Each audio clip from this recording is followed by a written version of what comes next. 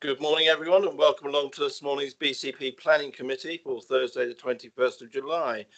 My name is Councillor Dave Kelsey, and my job today is to chair this meeting. I will first of all ask Democratic Services to read out the housekeeping rules. Mr. Tyler. Thank you, Mr. Chairman. Please note that this meeting of the Planning Committee is being recorded by the Council for live and subsequent broadcast and will be published on the Council website for a minimum of 6 months. For members of the public that are making a representation to the committee, the cameras will capture your image. By your presence, you are deemed to consent to be filmed and to the use of those images and sound recordings for webcasting and/or training purposes. The meeting may also be recorded or streamed for live or subsequent broadcast by members of the public, although ultimate discretion in this matter lies in case of disruption. Please could everyone present follow these ground rules. Only speak when invited to by the chairman. Please use the microphone on your desk when speaking, and please remember to turn them off when you are finished. If accessing the meeting via Microsoft Teams, please turn on your video function when invited to speak. If you would like to speak on an item, please alert the chairman by raising your hand. When voting on a move, the chairman will call out each committee member's name in roll call style and will ask the member to respond with a vote for, against, or abstain. For those in the room, please note that if the fire alarm sounds, please exit the building by way of the nearest available signed fire exit route and make your way to the assembly point along Bradley Road under the flyover. Finally, please ensure background noise is kept to a minimum and that mobile phones and other devices are turned off or switched to silent for the duration of the meeting. Thank you, Chair. Thank you, Mr. Tyler. With us this morning, we have myself, Councillor Kelsey, Councillor Toby Johnson, who's Vice Chairman, Councillor Steve Barron, Simon Bull, Malcolm Davies, George Farquhar, Peter Hall, Paul Hilliard, Bob Lawson, Marion Lepedovin, Simon McCormack, Tony O'Neill, Felicity Rice will be joining us shortly, and Councillor Tony Trent. We also have a selection of officers with us this morning, including Mr. Perrins, who is Planning Policy and Implementation Manager, Artemis Christophe, Development Manager, and we also have Robert Firth, who is our Senior Solicitor. There are other officers that will be joining us throughout the morning to take part. So moving on to the agenda, first of all, do we have any apologies, please, Mr. Tyler? Thank you, Chairman. We have received apologies from Councillor Derek Borthwick for this meeting, and there are no substitutes. Thank you. Thank you. Councillor Trent. And I will be leaving the meeting around about 12 o'clock. Yeah, thank you for that. So do we have any substitutes? No? No, there are none for today. Thank you, Okay, Chairman. members, does any member have any declarations of interest on items on today's agenda, please? Councillor Farquhar. Thank you, Chair. I just, for the sake of transparency, would like to declare that on item 5D on the agenda, I sat on a licensing subcommittee for that particular location for an application. And on item 5F, I represented, because it's an award which I represented the concerns of local businesses and the residents for a development that is in very close proximity. But I am not predetermined on this particular application today. Thanks, Councillor Farquhar. Any further declarations? No. In that case, moving on to public issues.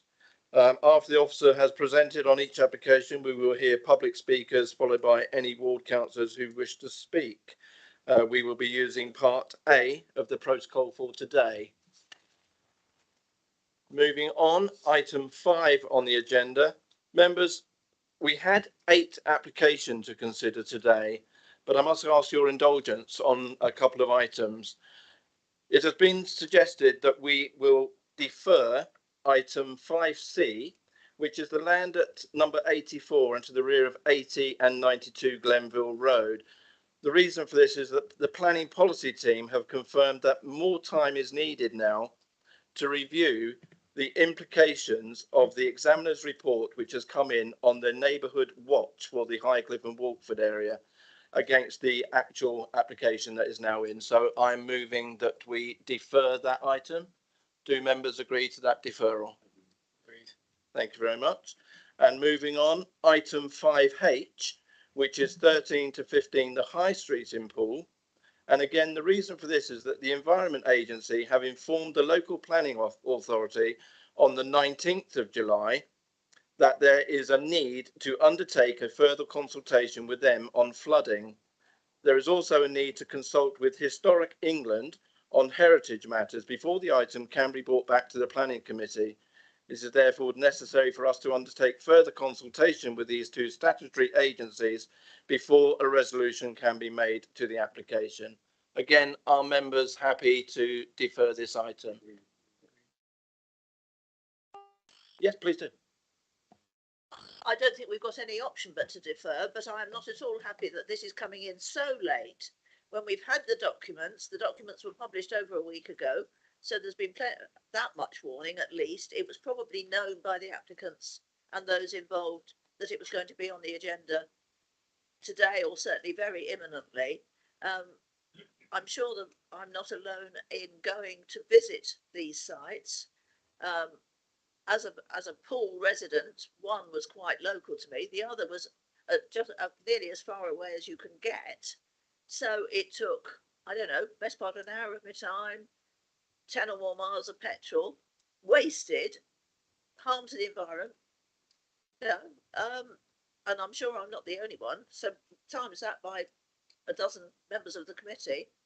If there's going to be reason for deferring, and I grant you that there are often or sometimes relevant reasons, they should be got to us much earlier.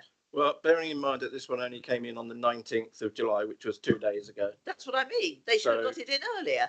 Well, many of us would have visited earlier than you did yesterday. So that, unfortunately, it's just one of those things. We do try to get the notification out as soon as we can. But on this occasion, they both came in so late, it was impossible to do so. That's my concern, not with our notification, with the we can't control the other agencies, unfortunately. No, but we could make the views known, I would have thought, in strong terms. I think we have on more than one occasion. And the next item is that I would like to bring item 5G for Haverstock Road. I'd like to bring that to the first item on the agenda, as the officer dealing with that case needs to be away pretty promptly today. So I think it's only fair that we deal with that one first. Are members happy with that as well? Yeah. Okay, in that case, we will move on with the agenda for today. And the first item on the agenda is item 5G, which is 34 Haverstock Road. Could Frank please prepare his screen?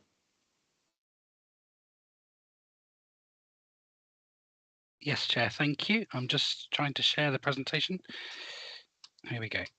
Frank, I wonder if you could bring your microphone down in front of you so we can actually hear you better. It's on my headset. Can you hear me any better now? No. Right. Here. How about now, Chair? Can you hear that any clearer?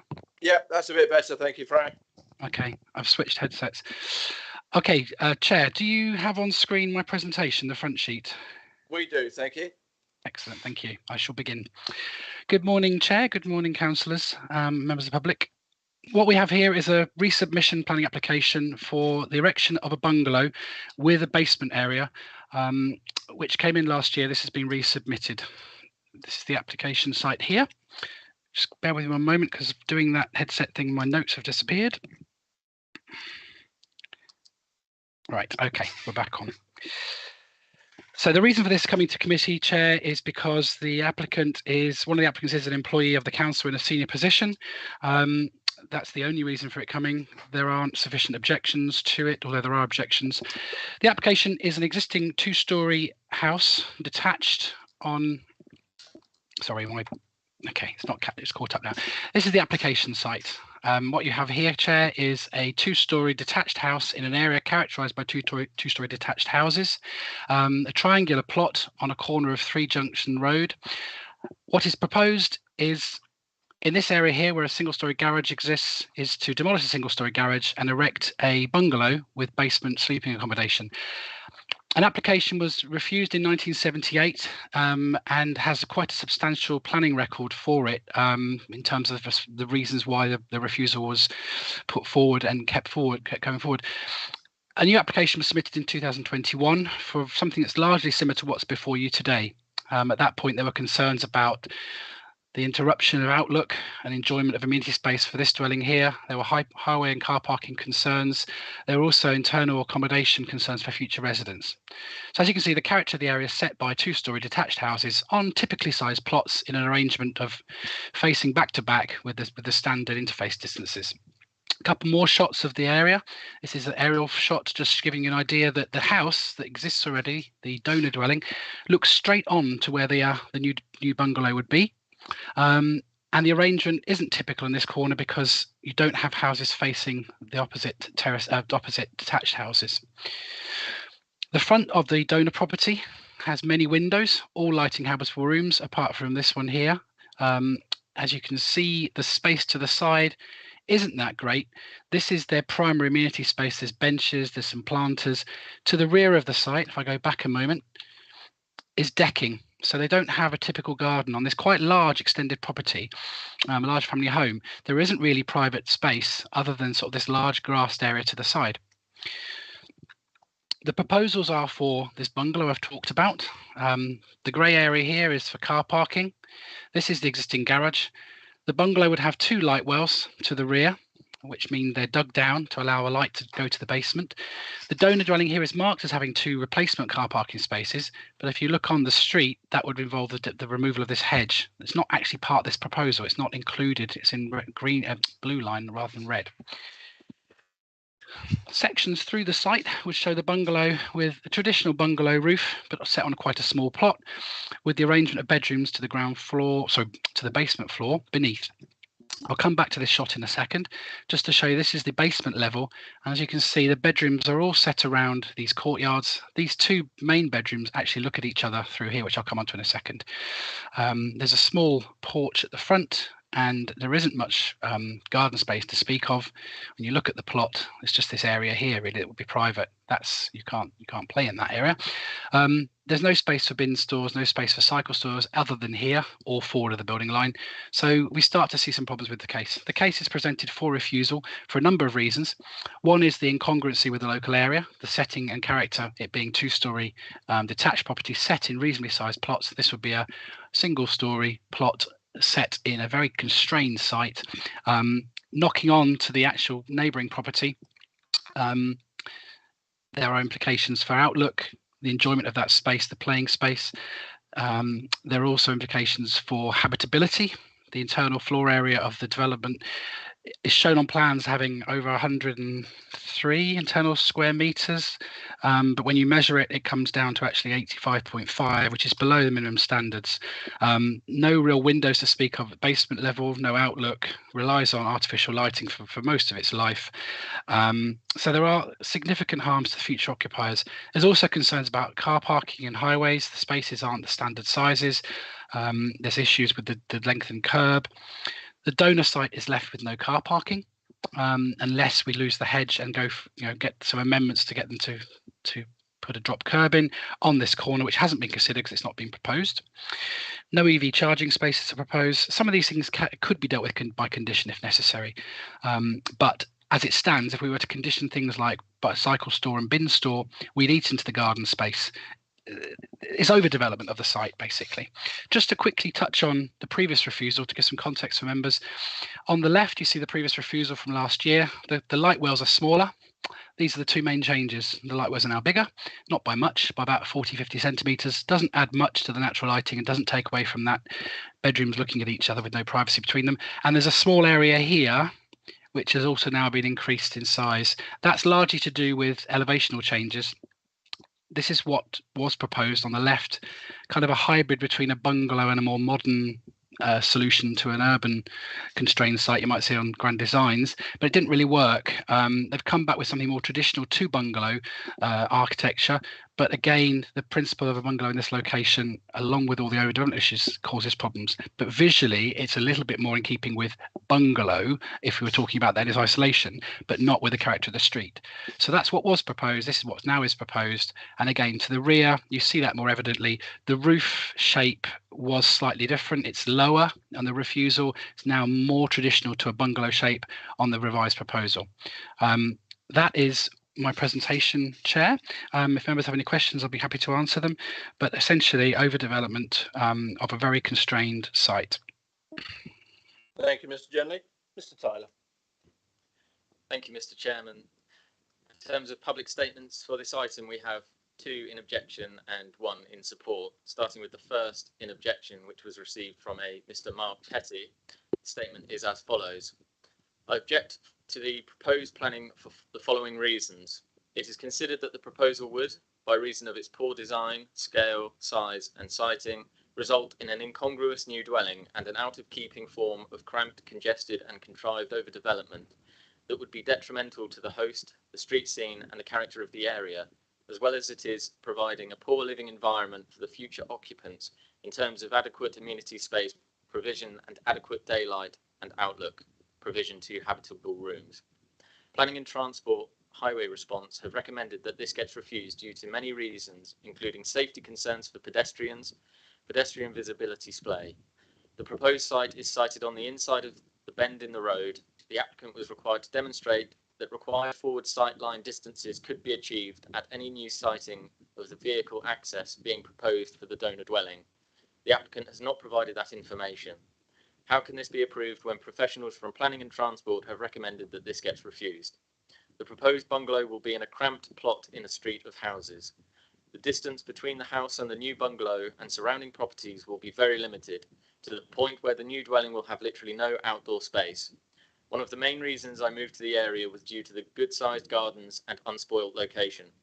It is not a high-density area. Whilst there have been small changes, it has always kept its original style and character. Allowing housing developments on any plot of land could lead to a precedent being set, thus giving any resident the possibility of building on their own land to make quick financial gain rather than the necessity for genuine housing development without any concern for the immediate neighbourhood. This also contravenes the covenant set in this area. The previous planning office rejected this application. I strongly ask that this objection is upheld and that this application is refused. End of the first statement in objection. The second statement in objection has been received from a Mr. and Mrs. Renton. We note the case officer's recommendation is to refuse this application as counter to the following policies: CS6, CS16, CS17, CS18, CS21, CS33 and CS41 of the adopted Bournemouth Local Plan Core Strategy, save policies 4.25 and 6.8 of the district-wide local plan, the provisions of the document Residential Development, a Design Guide and the NPPF. We draw the Planning Committee's attention to the 10 letters of objection which cite a number of issues, the most serious of which we consider to be: 1. Cramped overdevelopment of a dwelling of size and scale out of keeping and character with the neighbourhood. The proposed design does not respect the character, street scene and amenity of the area, referring to policy CS41. Approval would set an unwelcome precedent. The case officer's report states that the proposed dwelling is of inadequate size, 85.5 square metres of habitable space, as opposed to the required minimum 102 square metres. The proposed design provides a very poor living environment for all of the habitable bedroom accommodation within the dwelling. The dwelling would be served by a poorly designed, inadequately small, highly constrained rear amenity space that would be cluttered by storage structures. Overdevelopment of the plot was also grounds for refusal in 1978 and 2021. Point 2. Parking issues, demand and highway safety. The lack of visibility displays within site curtilage. Parking spaces shown at the head of the T-junction of Haverstock Road, despite pre-app advice that no vehicle access within 15 metres or 10 metres of the junction would be acceptable.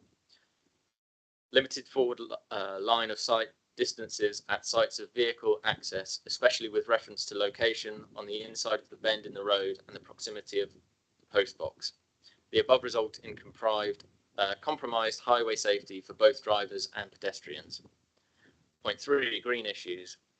Harm to trees and hedging. Although the highway tree outside the plot on the footway is reportedly unaffected, we draw your attention to the need to remove mature hedging from the boundary of 34 Haverstock Road in order to provide hard standing for parking. This is clearly not an environmentally acceptable action. We also draw your attention to the likelihood of damage to mature trees on the boundary with 29 Townsville Road, especially bearing in mind the substantial subterranean excavations required. There is failure to provide electric vehicle charging facilities, failure to provide cycle storage. We trust that the Planning Committee will give serious consideration to the above points and to the number of objections raised to this planning application from both the neighbours and the Bournemouth Civic Society. End of the second statement in objection. And we do have one statement in support that has come from Dot Architecture on behalf of the applicant. The statement is as follows. With an acute housing shortage and tough targets to meet, this application provides a good quality 3-bed family house. It is on land which currently forms part of the amenity garden for 34 Haverstock Road, a house which enjoys a prime position at the apex of the road and is a considerably sized corner plot. A house on the opposite corner achieved planning consent for a 4-bed house approximately 10 years ago, leaving the existing property with far less garden that we will be left with, which we calculate at well over 120 metres squared. At this stage, it's worth pointing out that contrary to statements made by planning officers, the 2006 extension did not reduce garden size, it built into a pre-existing garage. At that stage, a double garage was given planning permission on the same site as this proposed property. We chose not to build the garage at the time, but instead erected what is a large timber shed. Having engaged with planning officers during the pre-application stages and through the first full application, we genuinely believe there is potential for a good-sized property on a reasonable sized plot. We recognise the plot is compromised due to the triangular nature and therefore engaged architects who have experience of working with challenging sites. The pre-application was for a 2-storey, 3-bed house, but having heard the planning officer's feedback, this was changed to bungalow style with 3 bedrooms underground. Each of the bedrooms has its own courtyard area and large double aspect doors to the outside. An almost identical property currently exists at Fisherman's Walk and sits very well in a small plot between large Edwardian houses. It is not cramped, nor is there poor quality accommodation and poor light. It is an innovative design that is often required for an urban setting to maximise much needed quality housing stock and the sort of design commonplace in metropolitan areas. The treatment of the facade has been amended following planning officers' feedback, and whilst unpopular with some local residents, it should be noted some of these are from similar bungalow-style properties in Townsend Road. It's also worth noting we circulated the plans to the local residents and amended them in light of their comments well before the initial application was submitted. We acknowledge there are some highways issues to overcome, but feel confident this is achievable with good dialogue. In summary, we feel we have done everything possible to submit a quality and innovative application befitting an urban environment. We have listened to feedback and adapted the plans as the scheme has progressed. We're very disappointed in the planning officer's recommendation and ask the committee to consider a more positive outcome. End of statement in support. Thank you, Mr. Chairman. Thank you, Mr. Tyler. Mr. Genley, do you have any comments you wish to make, please? Yes, Chair, thank you. I mean, I just will come back on that, the comment there at the end by Dot Architecture, the agents involved in this. The site is compromised by its triangular nature, but it's also compromised by the development that's taken place at the house, whether, you know, without permission, as permitted development outbuildings here and there, or as part of a not fully implemented previous planning scheme. The site does have a lot of development on it already. And we have to consider the needs of that property that exists and future residents of that property. It's a large family dwelling house. It should have a corresponding amount of amenity space to go with it. By hiving off sections of it, you know, there is a need for housing, and certainly in the borough, we do in the boroughs we do look at sites that are suitable for housing. This isn't suitable for what we have proposed in front of us. It denigrates the amenities of the owner dwelling significantly and doesn't provide enough of a quality accommodation for future residents of the proposal. I think that's all I'd say on that one. Thank you, Chair. Thank you, Mr. Genley. Members, is there anyone that would like to kick off the debate on this one? Councillor Johnson? Thank you, Chair. I'll be blunt, this one really hasn't got much going for it, has it? It's deficient in pretty much every policy ground. It's completely out of keeping with what's there. And it's only here in front of us because of who the applicant is, and we as a planning committee have made it very clear that we don't treat anything differently because of who the applicant is. So I think we should move straight away with the officer's recommendation, Mr. Chairman, because this is just a really, really poor quality development. It's totally inadequate in terms of size, design, situation in the plot, everything, quite frankly. So I won't make an official move yet because it's the very beginning of the debate, but I think this one's quite simple for us, Mr. Chairman. Thank you. Thank you very much, Councillor Johnson. Any further comments from everybody? Councillor O'Neill? I mean, Councillor Johnson said pretty much what I was going to say. I think the design itself is very clever, but I do think it's an overdevelopment and inappropriate to this particular site. I do have concerns over its impact on the street scene. We've also heard from the officer and the objectors several reasons why it should be refused, so I won't repeat those. And I would certainly support a move to refuse the development, the application. Thank you, Councillor O'Neill. Any further comments? Councillor Lepedevin, please. I was going to say that I can't remember ever reading an executive summary that contained the scathing comments that this one does in many years on planning committees. The provisions for the bedrooms, it actually reminds me of some time ago when we stayed with friends in Germany who had a sort of underground bedroom. I can't remember the details, and it was fine as a spare bedroom where we were just spending 2 or 3 nights, but as a permanent bedroom for presumably children in some cases, adults in others. No, it's just ridiculous. I agree, it's a clever design, but it's totally wrong for this site, and possibly wrong for almost every site, frankly, underground. So I can't support it. Yeah, thank you very much. So, Councillor Johnson, would you like to make your move? Yes, Mr. Chairman, I'll move to refuse in line with the officer's recommendation. And Councillor O'Neill, you happy to second that move? Yeah. Thank you very much. I agree totally with what's been said, and thank you, Mr. Gently. You've done a very comprehensive report, and I think I pretty much agree with everything you've written in that. So, members, we'll move to the vote on this one. Starting with Councillor Barron. Are you for or against the move? For the move. For the move. Thank you very much. Councillor Bull. For. Councillor Davies. For. Councillor Farquhar. For. Councillor Hall. For. Councillor Hilliard. For. Councillor Lawson. For. Councillor Lepedevin. Councillor McCormick. For. Councillor O'Neill. For. Councillor Trent. For. Councillor Johnson. For. And myself, Councillor Kelsey, also for. Could we have the numbers, please, Mr. Tyler? Certainly, Mr. Chairman. There were total number of votes for was 13. There were no votes against and no abstentions, so that is unanimous. Thank you. Thank you very much. Therefore, that application is refused in line with the officer's recommendations. Thank you very much, Mr. Gently. Thank you, Chair. We will Thank you, now move members. back. Thank you. We'll now move back to the original agenda. And we will now go on with the site at the Broadstone Middle School, which is item 5 on the agenda. Could we prepare the slides, please? Thank you.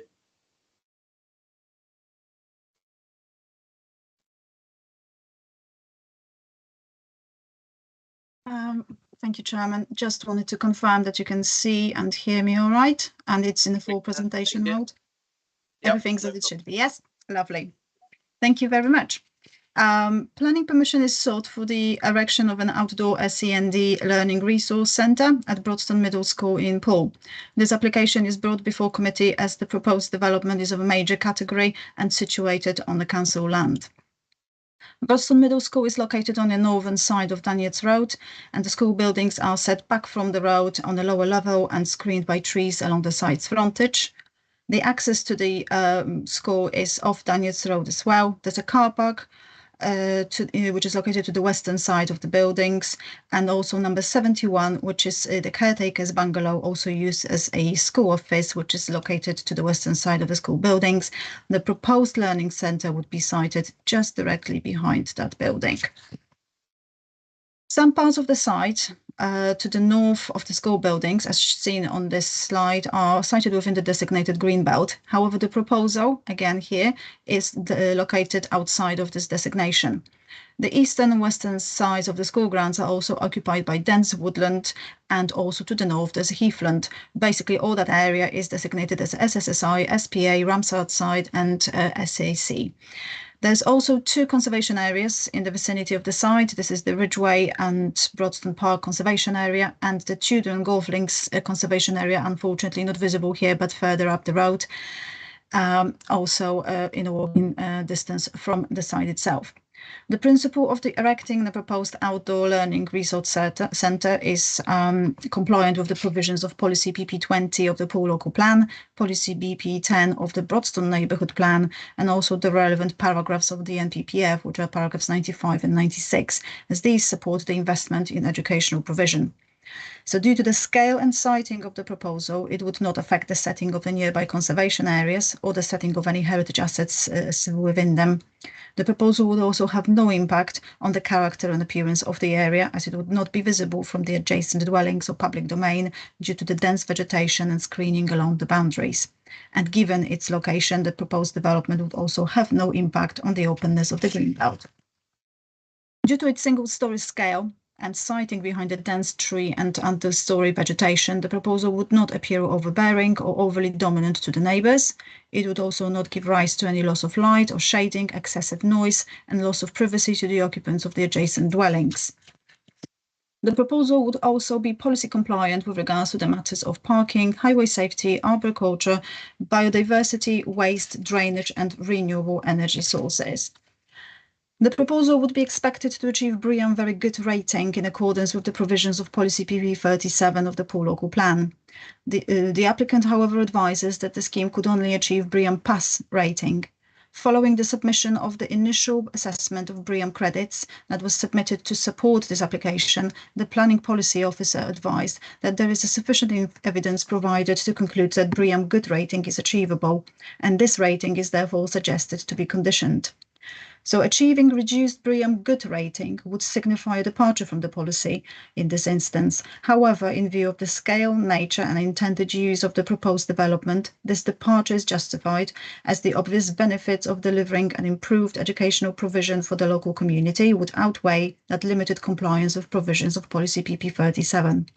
So in view of the above assessment and due to its compliance with all other relevant policies, the proposal is recommended for approval, subject to conditions outlined in the report. Thank you. Thank you, Monica. Do we have any statements, please, Mr. Tyler? We do not have any statements for this item, Mr. Chairman. Thank you. Thank you very much. In that case, members, it's over to you to kick off any debate on this one. I will say a few words, if I may. Firstly, it's not often I speak first, but on this one, I think this is exactly what the local school children need, an improvement to their sites for education. I think it's really, really important at this moment in time. I personally have no problems with this one, but I'm down to you guys to speak first. Councillor O'Neill. Thank you, Chair. Yeah, this one's almost the reverse of 5G, which we've just heard. The design itself is not overbearing. It is single-storey and well located in the grounds. Despite it being well screened, there's no loss of light or shadowing. It meets planning policies 3027, BP4, neighbourhood plan, planning policy 3233, the NPFF on drainage, and also PP 38. I see no reason at all to refuse this and would move, albeit early, to approve. Thank you, Chair. Thank you, Councillor O'Neill. Councillor Lawton. I totally agree with Councillor.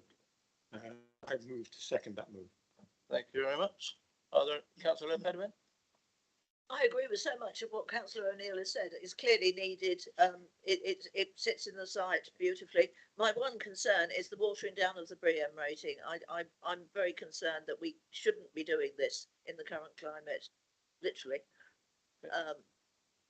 And I would not vote against the scheme on that basis alone, but I am very concerned, and I want to put a flag up for future schemes.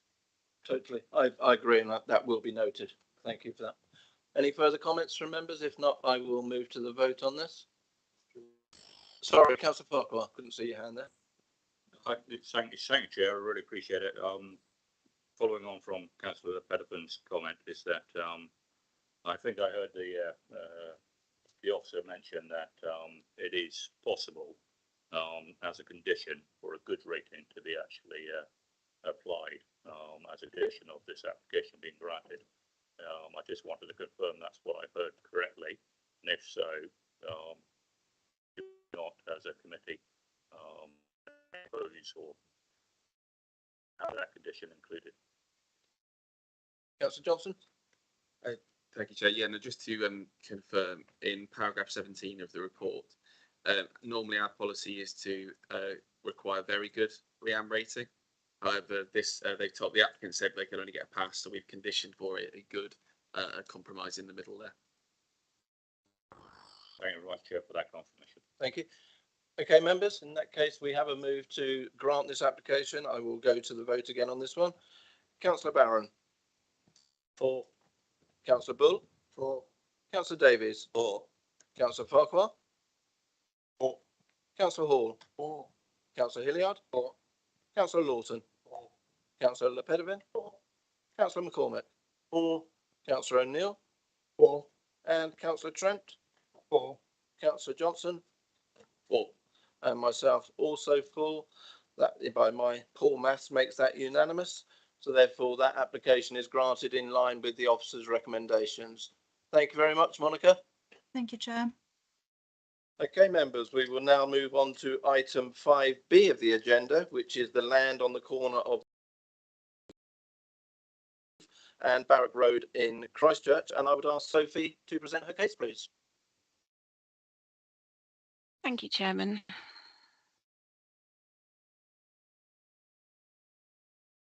Can everybody see that presentation? We can. Okay, thank you.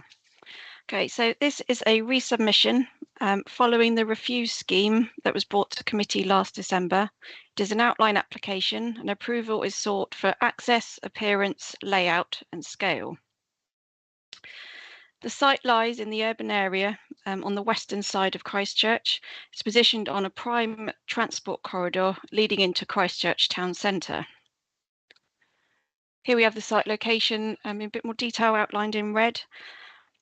It's currently occupied by advertisement hoardings and grassland, and within the north and northeast area of the site there is an open storage of the portaloos. Northwards of the site lies residential properties, and to the west there is Brandon Tool Hire and Tesco petrol station.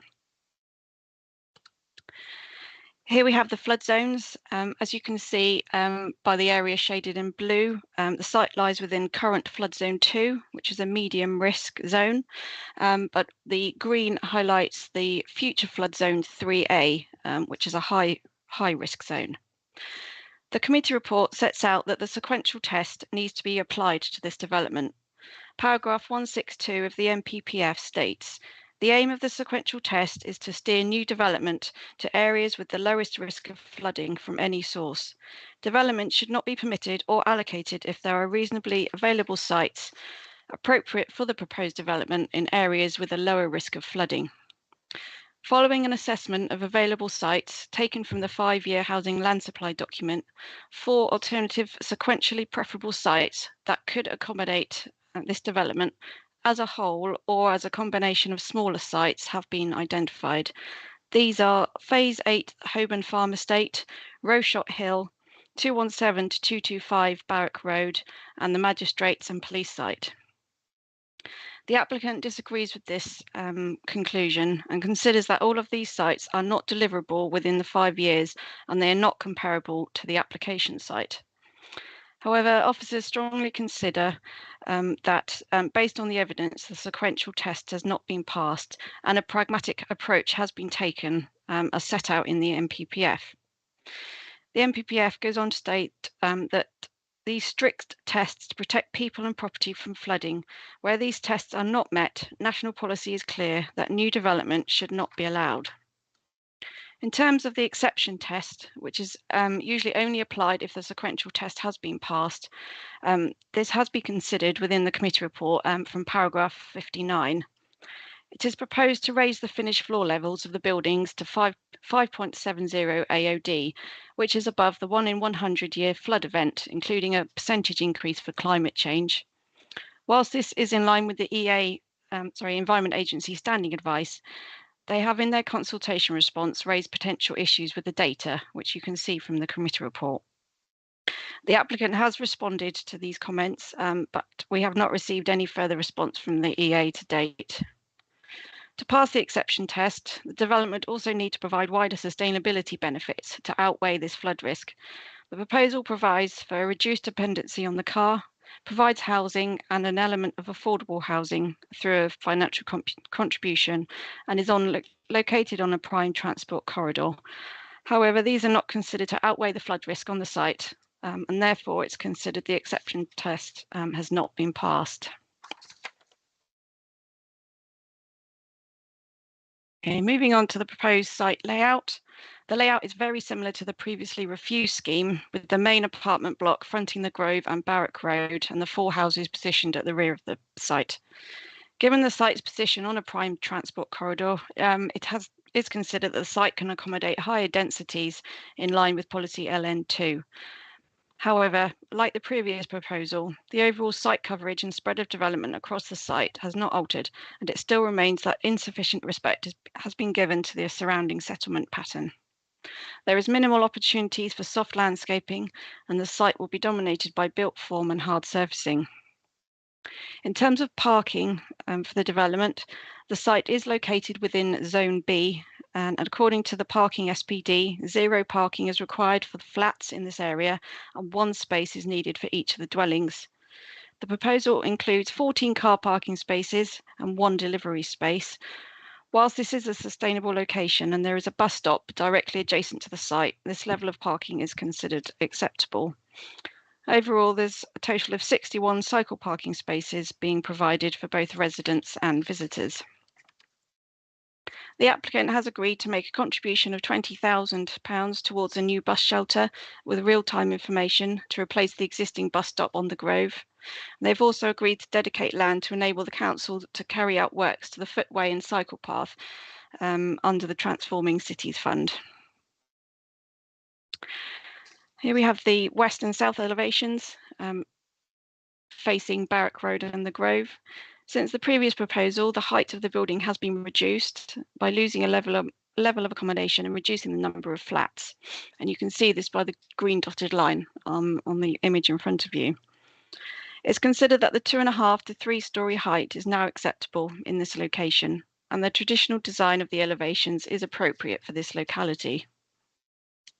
Moving on to the north elevations, which faces the internal courtyard of the site. As you can see on the back, due to the provision of the undercroft parking and the bin stalls, there are minimal openings at ground floor level and reduced detailing on the elevations. It's the east elevations, which faces the petrol station. Again, you can just clearly see the difference in height from the previously refused scheme.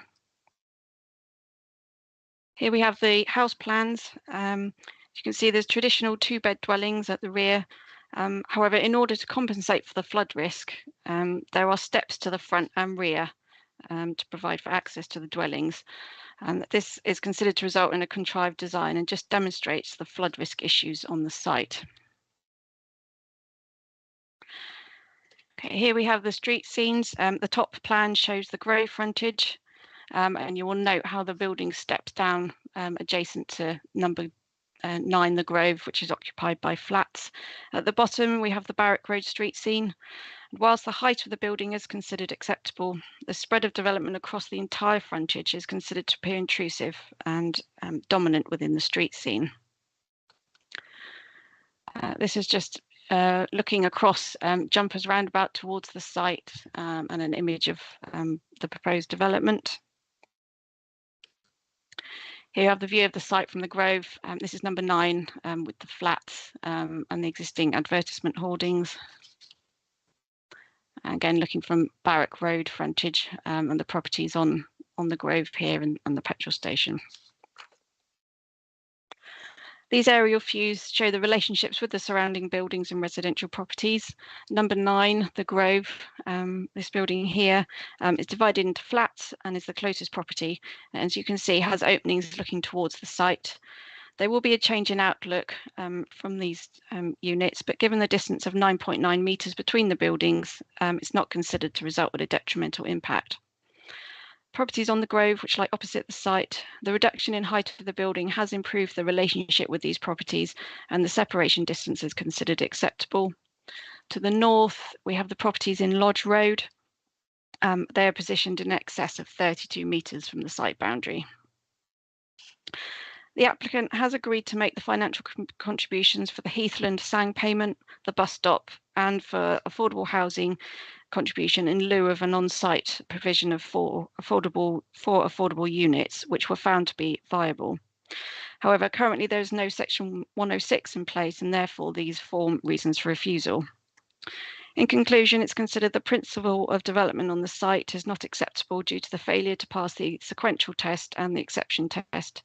The layout, spread of development across the site, and lack of soft landscaping opportunities means the proposal is contrary to policies HE2, LN2, and H12. There are also concerns regarding the amenity of future residents. Therefore, the application is recommended for refusal for the 7 reasons as set out in the committee report. Thank you, Chairman. Thank you very much. Mr. Tyler. Thank you, Mr. Chairman. To start, we have 2 statements in objection, and I shall read out the first one, which has been received from Mr. John Pendrill, who is the chairman of the Christchurch Residents Association. His statement is as follows. I ask for this application to be refused. It is contrary to core strategy and local plan policies HE2, H12, KS11, KS12, LN1, LN3, ME2 and ME6. Many sections of the NPPF show it is non-compliant. Officers from many departments recommend refusal, and the collective voice must be given full weight. The scale of the proposed structure is out of keeping with the characteristics of the area, and the quantity of objections must show the residents' understanding of the potential impact demonstrates it is unsuitable. The proposed buildings have an excessive scale that would deprive the existing residents of privacy and light, as well as being out of character for the area. Green space and affordable housing is not included in the proposal. Parking SPD means that the on-site provision is acceptable. The negative parking impact will be on adjacent roads where residents would seek to find parking spaces. The history of Christchurch has resulted in the creation of roads that are narrower than in adjoining towns. The consequence would be dangerous and inconsiderate parking, creating hazards for road users and, in particular, emergency vehicles that could have access blocked. Highways users on Barrack Road would face more challenges due to increased traffic volumes. Not many travellers are able to use cycle due to mobility issues or the need to travel to work where public transport is inadequate. The effect of any development must take into account the need for increased capacity at GP surgeries, dentists and schools. This aspect needs to be evaluated by officers as part of making a recommendation for acceptance or refusal. Applications to overfill some spaces need to be refused in order to send a message that such proposals will not be accepted. End of the first statement in objection. The second statement in objection has been received from a Mr. Peter Fenning and is as follows. This application has been recommended for refusal, and the opinions of consultee BCP officers and local residents should be respected. Those who have registered support for this application are predominantly from out of area, or there is no postcode to identify where the person lives. Therefore, these representations should carry little weight. The plans have been amended from the previous application to reduce the block of flats from 4 to 3 stories, but the prime objections from consultees and BCP officers have been ignored. The Urban Design Office states that the size, long frontage and design have no connection with the character of the area. It does not matter that this is a traditional style, the building is entirely inappropriate for the setting. The Tree and Landscape Officer objects to the loss of open space, trees and habitat, and states that the change to the local character is not acceptable. The matters of flood risk and the sequential test have not been addressed, and the relevant officers object to this planning application. With regard to planning policies, this proposal is excessive in its scale and site coverage, and it fails to respect the character of the area. The development would be completely overpowering to nearby properties and the street scene, having an adverse impact on the character and visual amenity of the area. It is in no way compatible with its surroundings and certainly does not complement the residential amenities of properties in Lodge Road, the Grove, Jumpers Avenue and Barrack Road will be adversely affected by loss of privacy or light. There is no affordable housing provision or contribution. The applicant advances Blenheim Court, Fairmile Road as an example of a similar development in a gateway position. This is not a reasonable or valid comparison. The Blenheim Court development was not built on an open space, but part of Christchurch Hospital, so there was already considerable development present. The character and street scene is quite different to the Grove and other surrounding roads. Blenheim Court is 2.5 stories and is set well back from the road with significant soft landscaping, so it is screened and well separated from Fairmile Road. This application fails in so many ways and is clearly contrary to Christchurch core strategy and local plan policies HE2, HE3, H12, LN2, LN3, KS11, KS12, ME2, ME6, as well as being non-compliant with many paragraphs in the NPPF. I ask you to accept the officer's recommendation and refuse this application. That's the end of the second statement in objection, and we have with us today two speakers in support. I don't know who wishes to go first, but we have Mr. Carr and okay, Mr. Carr. Wherever you can find a microphone, Mr. Carr.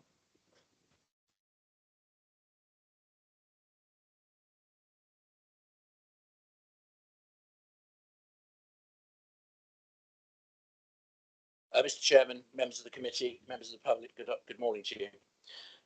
This application has no objection from the local lead flood authority, that's BCP's local lead flood authority, or the Environment Agency.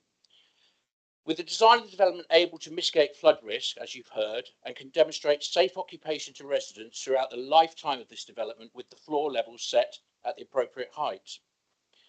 The application is deemed to have failed the sequential test. An application at 215225 Barrack Road, which is 200 metres away on the same side of the road, was put before you in May 22 and approved. That site is located within the same flood zone.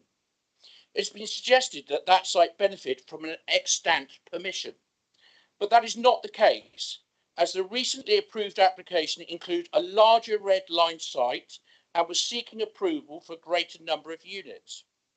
With a 2.7-year housing land supply in Christchurch and a huge demand for housing, especially for young people and NHS workers for the expanded Bournemouth Hospital, is the council really in a position to throw away opportunities such as this? Paragraph 4 of the document suggests that the site coverage of the development is too dominant. This is an urban location where the NPPF encourages maximising development potential.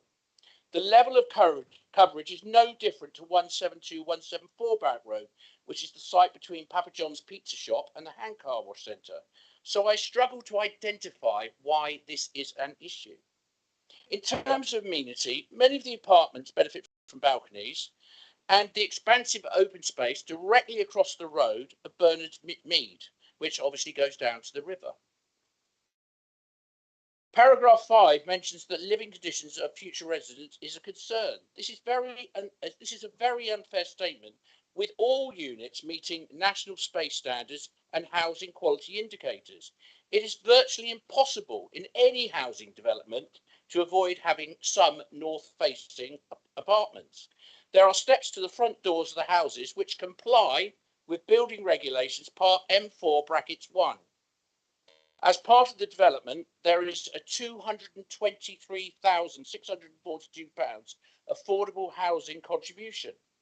Through the planning journey, we have requested on more than one occasion that a Section 106 be prepared, but we have not been given the opportunity for this. It is not right that this should be used against the application. I undertake to you today that we agree to pay all the contributions as set out in the document from the planning officer. In addition to the affordable housing contribution, the development will also make a £20,000 contribution to upgrading the existing bus stop. Moving on now to paragraph 16, it suggests that part of the site is leased to BCP as an ornamental garden. That is incorrect. The lease expired in 2012. There is a suggestion by the tree officer that 4 established trees were felled recently to facilitate development. That is totally correct. The trees were not protected and this site is not in a conservation area. In summary, the application provides a valuable contribution to the current housing numbers, can mitigate against flood risk, utilises air source heat pumps and fully electric systems to create more energy efficient homes, eradicating the requirement of gas, and makes a contribution to affordable housing and sustainable traffic infrastructure. I would just like to re-emphasise there is no objection from the local lead flood authority or the Environment Agency. Thank you for your time. Thank you, Mr. Carr. Mr. Chairman, I understood that there was a second speaker. If no, okay, not a problem. Thank you, Mr. Carr. Also have the ward councillor online with us this morning. Councillor Phipps, are you able to speak? Yes, good morning. I am. Morning. Thank you. This application is quite rightly recommended for refusal. Whilst reduced in height, the proposal is still overdevelopment and covers the same spread on land as before, with little or no landscaping, a lot of hard surfacing to the rear, affording little or no amenity space for residents. Visually, it will dominate and be unsympathetic to other properties around it. It is out of character with the area, the policies HE2 and H12. Very importantly, the proposal fails the flood risk sequential test and is contrary to local plan policy ME6 and paragraph 162 of the NPPF. Because of this, there is a fundamental objection in principle to this development noted in the executive summary. You will know that if a site lies within a flood zone and the NPPF provides clear reasons for refusal on flood risk grounds, then the tilted balance is not engaged. The BCP tree officer in the report recommends the application is refused. It appears from the report that at least 4 established trees have already been removed with no landscaping scheme to mitigate that loss or replacement of wildlife habitats, contrary to policy HE3. There's no Dorset Heathlands agreement, contrary to policy ME2 and NPPF paragraph 118. There are no agreed public transport contributions, contrary to KS11, KS12, the Parking Standard SPD, and paragraph 110, 111 and 112 of the NPPF. This application fails on so many policies. I was present on Teams when the previous application for this site was discussed at committee on the 16th of December last year, also recommended for refusal. And on that occasion, as well as now, the only reason the application is here is because apparently there were over 20 supporters of the application. Otherwise, it would have been refused under delegated powers.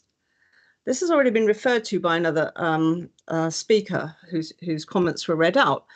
Many of these supporters, if you look, appear to have come from out of area, well, not Christchurch, or from Poole. And it is rather strange, it seems to me, that whilst eligible to comment, they're supporting this development from afar, when otherwise it would have been automatically refused under delegated powers. The Constitution states that decisions should be taken and any decisions taken should have due regard to appropriate national, strategic, local policy and guidance. And therefore, to end, I'd like to state the policies. And overall, as per the report, which you have, this application fails. It looks to me like 9 Christchurch core strategy and local plan policies, HE2, H12, HE3, LN2, LN3, KS11, KS12, ME2 and ME6. In addition, it is not compliant with NPPF paragraphs 110, 111, 112, 118 and 162, or the BCP Parking Standards SDPD. Therefore, I ask you please to agree with the officer's recommendation and refuse the application. Thank you. Thank you very much, Councillor Phipps. Sophie, is there anything that you've heard that you would like to come back on, please? Thank you, Chairman. Yeah, I'd just like to make some comments on the application 215 to 225 Barrack Road that members made a decision on earlier this year. It is true that both sites are within the current flood zone 2. However, the application before you is also within a higher risk future flood zone 3A. So there are differences within the flood zones. The 215 to 225 Barrack Road, there was an extant permission on a slightly smaller site, and the reasons for not applying the sequential test in that particular application was set out in my committee report at the time. Members need to make a decision on this current application. You can see from my report and the presentation, we strongly feel that this application has not passed the sequential test. Thank you. Thank you, Sophie. Over to members. Councillor Hall. Firstly, Mr. Chairman, if I may, I didn't realise the two speakers are members of the Christchurch Citizens Association. I'm also a member, and it hasn't been discussed at any meeting I've attended. So I just wanted to clarify that, if I could. Thank you, Councillor Hall. That is noted. Thank you. So over to members. Councillor McCormick. I have the same declaration to make on also this. Noted for you also, Councillor McCormick. Councillor Hilliard. Thank you, Chair. Sophie, just a question on the flood responsibility. So in the report at 30, the BCP lead flood authority says no objection. The Environment Agency leaves it to the local planning authority. Could you just confirm the position there, please? Thank you. Yes, so the lead local flood authority tend to focus their comments on surface water drainage. As you can see from their comments in the report, it is up to the local planning authority to determine the sequential test, and that is down to planning policy officers and development management officers to determine the sequential test. So the Environment Agency don't get involved in that side of things. They would look at the kind of the exception test side of things. So yeah, floor levels and flood levels. And as you can see from my report, they did question some of the data that the evidence was based on. Yeah, and unfortunately, we haven't had an updated response since the extra information was submitted by the applicant. But yeah, in terms of the sequential test, that is solely for policy officers and development manager officers to make that determination. I hope that clears that up. Yes, thank you for clarifying that. And then the other point about the character. So I'm looking at the pictures of the roundabout. So is it really the bulk and mass and the character is because there's not enough green space between the roundabout, the road and the property, which is seen by all the other surrounding area? Thank you. Yes, I think from the previous scheme, the height has now been reduced, and I'm happy with the height. I think the 2.5 to 3 story is acceptable. It is a gateway site into Christchurch. So yeah, not objecting to the height, but it's the spread of development right around the entire frontage that we've got concerns about. And if you look at the layout, the building comes out to here because this is all undercroft parking, and you have modest garden areas for the 4 dwellings, but there are, apart from along the boundaries, there are minimal opportunities for any soft landscaping, and it's considered a development of this size should be able to incorporate some additional soft landscaping and kind of a communal amenity area for future residents. Thank you. Thank you. Councillor O'Neill. Thank you, Chair. Yeah, I mean, I find this one a very interesting one. I regularly travel between Poole and Christchurch for personal reasons, and would observe that the design itself is actually an improvement in many ways on those that one can see along Barrack Road. And indeed, there are similar flats and developments along Barrack Road, as well as other areas, many of which are unkept. I think this is a site that's long overdue for development. I pass it regularly and find it a bit of an eyesore. And I think it's a clever and appropriate use of the site. There was some mention made of the north or northeast facing rooms, but as many of the south facing rooms have come to realise in recent days, they're not always ideal because of heat build-up. I also note that floor levels have been set to accommodate anticipated flood levels, plus an allowance for climate change. The development itself, the room sizes do meet requirements, and it does sit on a main traffic and bus route. And the aspect, if you look from this corner across the road both ways, It's quite an open aspect, and nearby there are plenty of walks that would accommodate outside usage. I actually think it's a good design.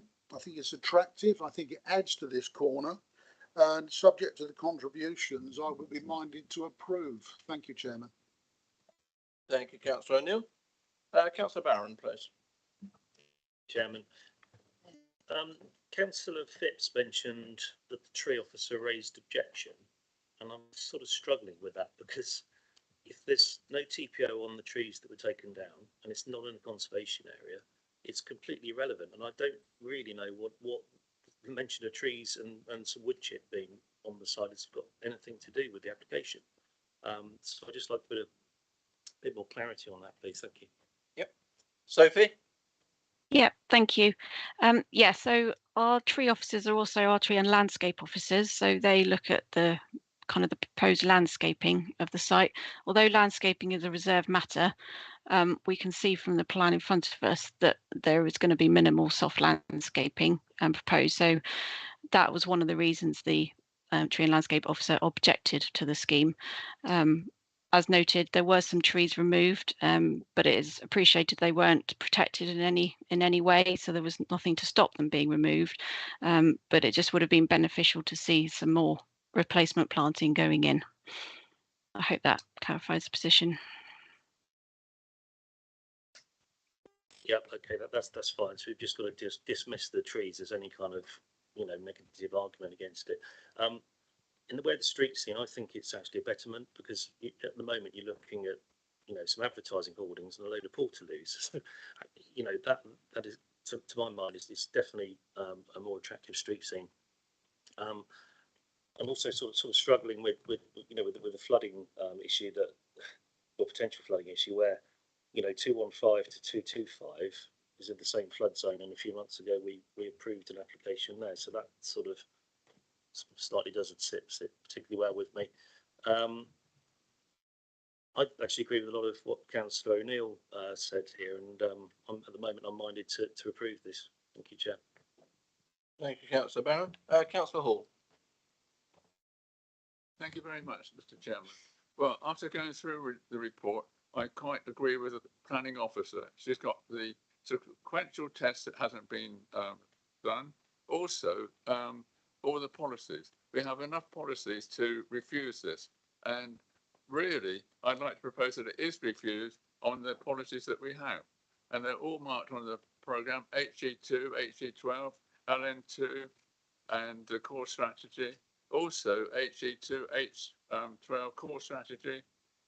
There's so many things. I think the officer has done a very good report and reason why it should be refused. And although it looks better than it did the first time, it had been reduced in height, it's still planning reasons that can be used to refuse it. And I'd like to propose that this application is refused. Thank you, Mr. Chairman. Thank you. In line with the officer's recommendation. Thank you, Councillor Hall. I have a list of other speakers that wish to speak. Is there anyone that wishes to second Councillor Hall's move at this time? Councillor McCormack. Happy to second Councillor Hall's move. I will continue with other speakers at this time. Councillor Pedowin. Thank you. Some of what I was planning to say has actually been said by previous speakers, not the last speaker, but once before that. And I was interested to hear that Sophie, in one of her last comments, used the phrase that I was going to use, which is a gateway site. This is very much a gateway coming into Christchurch, and we've had things like this in the past in Poole, and we've been told this is a gateway site. You can have an imposing building, and I feel this applies on this site. Looking at the CGI, I liked it the first time round. It's probably even better now it's been reduced in height. It reminds me very much of a seafront hotel, a traditional seafront hotel. So if it turns out looking anything like that, it reflects the coastal traditions of the area, even if not actually in Christchurch. I'm also struggling with the other application that was approved just further down the road. To me, the design of that was pretty awful. I did not like it at all. but we approved it. It's in the same flood zone, and I don't remember too much talk about sequential tests and that sort of thing. I must admit I haven't gone back to check, but I don't remember it being a big issue. That I can't really see why there is so much local opposition, which of course there is, which is a factor in this. But to me, it's a great improvement. I know we don't just compare with what's there now. With this, we've got to see if this is right for the site. But the hoardings are not a very good welcome into Christchurch. I wouldn't have thought anyone would really want this to be the image of Christchurch. Whereas this, if the finished article is like the CGI, and one hopes it will be, because that is what we expect, I think it would be a good addition to the site. It's additional housing. Strangely enough, the thing that I find most difficult is the houses out the back. Normally, I would like houses on the site, and I would be very happy if this could be developed as housing, as housing rather than flats. But those 4 houses in the back do seem a bit contrived to me. But again, I don't think it's, in my terms at the moment, necessarily a make or break issue. So on the whole, I'm inclined to support acceptance of it. Thank you very much, Councillor Pedderman. Councillor O'Neill. Thank you, Chairman. Just picking up on 1 or 2 things. I actually do think this design is very attractive. If you want an example of bad design, go to Paul Civic Centre and what's been built on the corner there. That's going to age rapidly. Actually has no architectural merit, whereas this does. The other comments relate to the land itself, which Councillor Barron picked up on. I've walked this site quite deliberately. It's very much scrub land. There are no noticeable trees of merit. And the other comment I'll make is regards planning policy. Planning policy exists, but a lot of policies, for me, lack the precision they require and open to a degree of interpretation, sadly. So I hope the new planning policy, when it comes out, will give a greater indication of accuracy. The other thing is, I love soft landscaping, but not every site is conducive to it, and we have to recognise that. And I actually believe the advantage of this site, its aspect on a corner, attractive building, is maximised. Thank you, Chair. Thank you, Councillor O'Neill. Further comments from Councillor Farquhar? Yes, thank you, Chair. I'd just like to ask a question of the officer, if that's possible. Paragraph 60, it talks about, and I've heard another member talk about the contrived solution of the 4 houses to the rear of the development, particularly where they got steps. With an estimated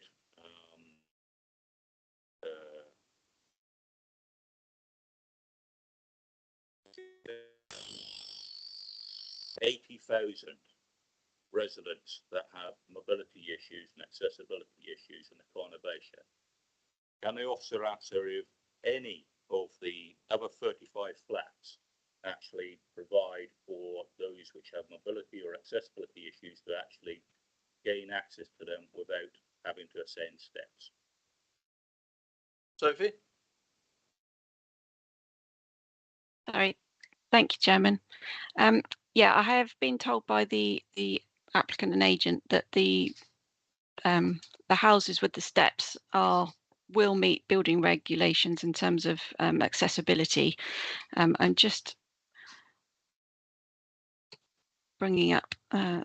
So these are the floor plans of the units. They are steps, as you can see. This is the entrances to the building at the back. There are steps leading into the building, but they will have to confirm with building regulations to provide suitable access for all. I'm assured by the applicant that they will meet the Equalities Act, but it is something that we, as you can see in the report, that we did raise concerns with. It's particularly the houses at the back. Thank you. Yep, thank you very much, Sophie. Thank you, Chair. With that in mind, I'm not prepared to countenance that development of this size and scale would actually not accommodate those which have the need to have step-free access to their home. I'd also like to highlight the fact that members that the types and size of housings for 64 is that the exception of the houses at the back. These are all 1 and 2 bedroom properties, which the local policy plan, same as in my own ward, this is what the neighbourhood have said that they don't require.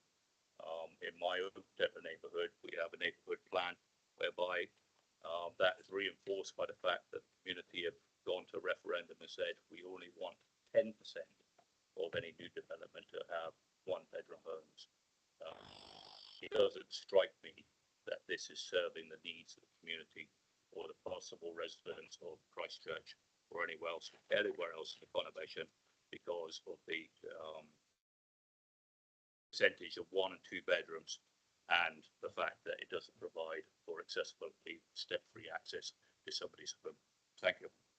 Thank you, Councillor Butler. Councillor Trent, please. Thank you, Chair. Though I think this is an improvement on the previous application, and it doesn't look anywhere near as objectionable as the previous application, I'm still worried that far too much of the site is covered in buildings, and I don't think it overall makes a good environment for the people living there. And although it's within our planning policies, I do think 14 car park spaces for that number of dwellings is ridiculous, because particularly, and we've heard mention of the hospital and so on, if people are working at the hospital or somewhere like that, they are going to need a vehicle to get to work. And so once again, I'm kind of saying that unless we have 24/7 public transport covering all of the possible routes, I think we still have to consider that people are still going to own cars. So I'm sort of a little bit more marginal on this, but I still think it's overdevelopment despite being an improvement on the last application. Thank you, Councillor Trent. And in my estimation, the development is probably less than half a mile from the hospital, maybe slightly more, but I think it's an easily walkable or cyclable distance, and there's also a bus stop directly opposite the development anyway. Councillor Leon, please. Thank you, Chair. As before, and obviously some comments again, this is Christchurch. Christchurch has separate policies. People are passionate. We've heard from Residents Association and the number of objectors. Additionally, the public consultation on the local plan has just recently come out, and Christchurch had by far the highest number of responses by Christchurch residents. So it shows the passion, and the shows all the way along. Pool, it might be a gateway building and it might be good in Pool, but Christchurch residents, the Christchurch policy says it's not appropriate in Christchurch. So I'm against it. Thank you. Thank you, Councillor Hilliard. Yep, Councillor Johnson. Thank you, Chair. I remember when this came before me last time, I was very much torn, and I certainly find myself torn again, although I find that some of my concerns have been allayed by the amendments to the application. The overdevelopment is a tricky one for me. Certainly when it was the previous application, it was overdevelopment. It was too high. There were too many dwellings on the site. But with the reduction in height, in terms of the development, this is a site where there's obviously a lot of money that's going to need to poured into the site to make it safe to build on, safe to develop. And when you're looking at these sorts of things, you have to remember that the developer has to be able to afford to make the thing. So you can combine the overdevelopment issue and the lack of landscaping issue in my mind under the fact that you have to remember that this has to be a viable development, or we'll be left with something half finished and scaffolding on the site for years to come, which nobody wants. Given its situation, given the extenuating circumstances, I think that we can overlook the lack of landscaping because of the benefits that this site will, the development of this site will bring. It might be a small patch of grass and therefore some nice little green space, but it's not a place where anyone's going to go for a picnic and sit there and watch the traffic build up around that, around that roundabout. You've got Jumpers Common just across the road, which is a far more preferable site, literally 50 yards away, and that's where people are going to go to enjoy the green space. So I don't think the loss of it on that corner of these two roads is as major a concern. Again, as we've heard several times, it is an improvement on what's there. I like the fact, I like the look of it. I like the fact it will block off the aspect of the derelict industrial buildings that are hidden away behind it and show no signs of being moved anytime soon. I like the way it's been stepped away from the buildings on Grove Road. It does show consideration of the local residents. In terms of arguing against the flatted nature of the development, again, it's next to another block of flats. So I don't see a particular argument there against the type of development. With regards to the parking, it's an over provision. It more than meets our SPD. So there's no argument there. And in terms of getting anywhere, if I take a new job at the Pool Hospital, I'm not going to move into a flat on Barrack Road because I know how much of a pain it's going to be to get from one to the other. We do have to remember that the people who move into these will hopefully be considering all of these things. And if they move into somewhere that doesn't suit their needs, that's not something that we as a planning committee can legislate for. We just have to hope that people have some common sense when choosing where they want to live. So going forward, I don't think I can yet support a move to refuse, because the flooding issue for me, the sequential test, and I do not criticise the officer whatsoever. I think she's made the only decision that she can in terms of looking at this from a planning officer's point of view. But looking at the sites that this is compared to, I don't think it's fair on an applicant to say, well, you can't build this here because you could build it on this other site, which you don't own. You have no right to submit a planning application for, and it's already about to be built on by somebody else.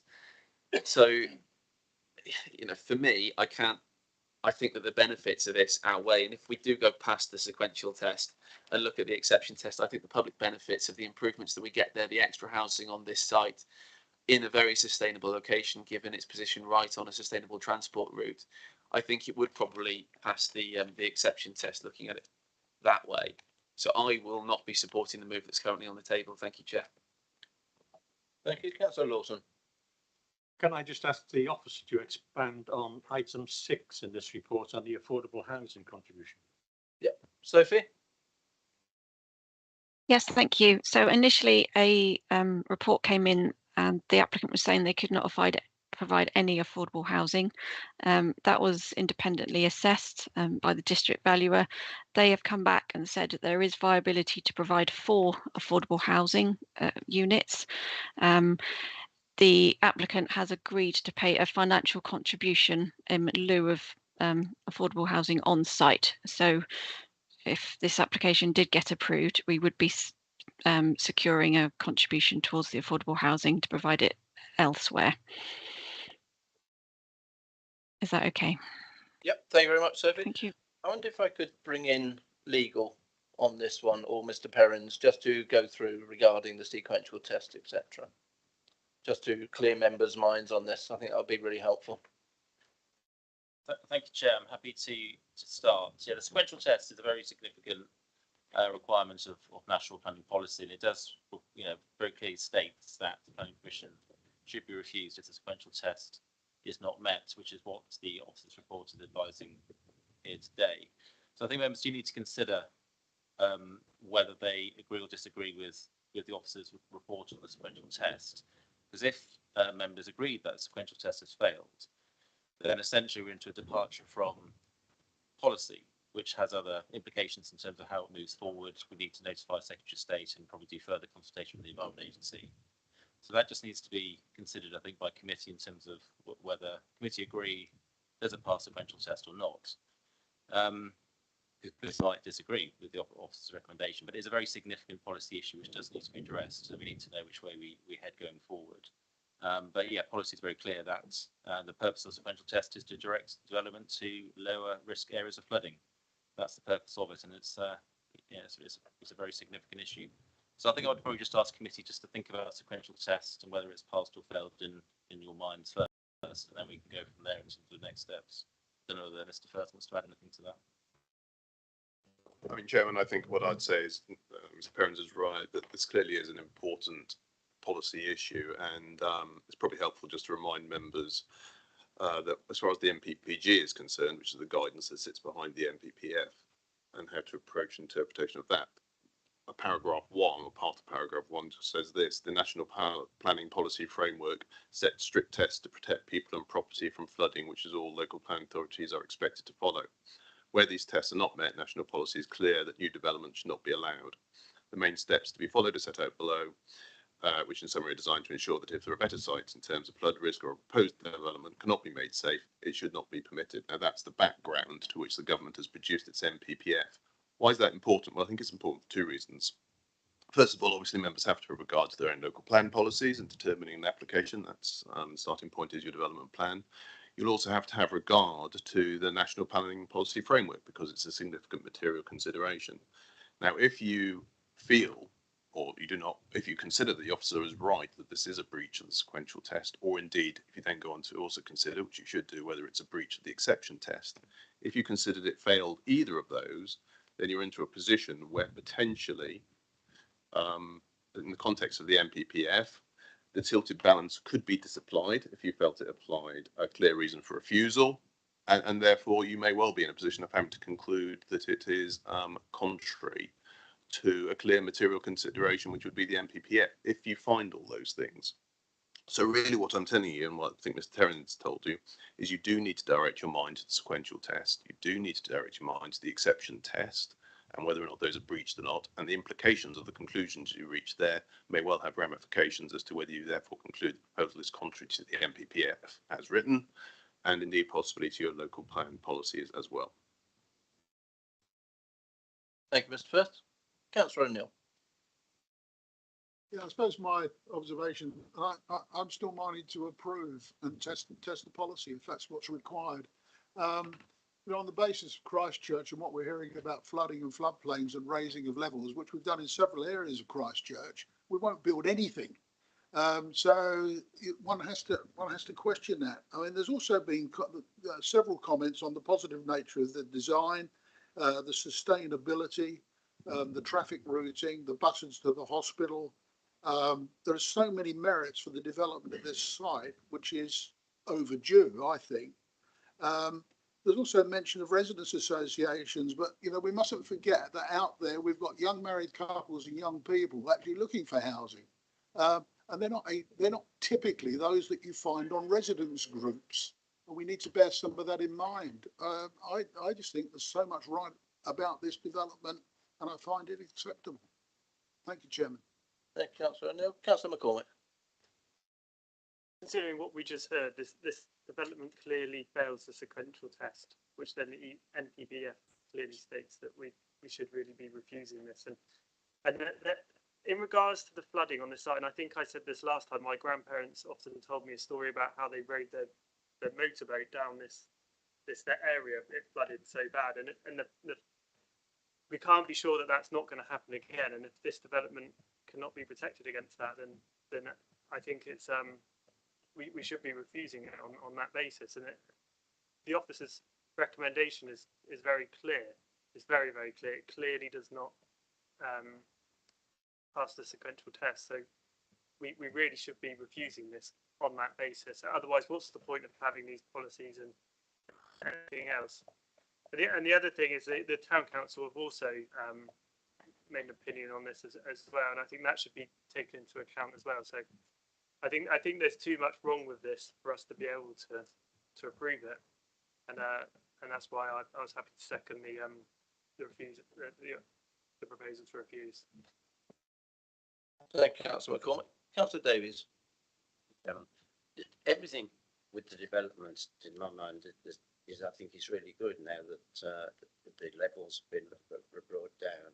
But my main concern is the flooding, and I go back in time, and this is before we had the problems now that we're getting, the levels that we're getting with global warming. And I can remember when that river burst, the flood level, wasn't just a couple of inches of water. It was a serious level of water, and I think what you said about your grandparents in their time, and to my mind, that really does worry me that we're allowing this when we haven't got the sequential test. So at the moment, as I said, everything I like about it, as I can't bring myself to support it, I'm afraid, until we could get that sorted out. Thank you, Councillor Davies. Any other comments? Councillor Bull first, please. Thank you, Chair. Listen to what everyone says. I mean, there are things going for this application. It's a reasonable use of the site. I have concerns around the lack of amenity space for the residents.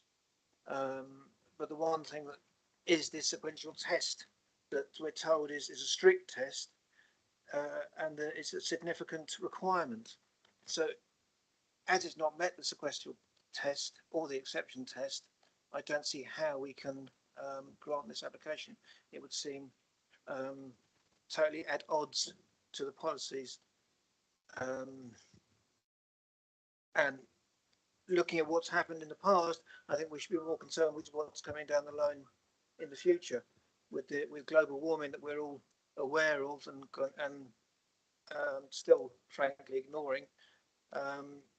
Really need to take steps, and this first sequential test, this first exception test, if nowhere in Christchurch it's appropriate to be built on, so be it, because that's what we're facing coming down the line. So it's time we took action, and on this particular application I don't see how we can pass it. Thank you, Councillor Bull. Councillor O'Neill. Thank you, Chairman. Just a comment.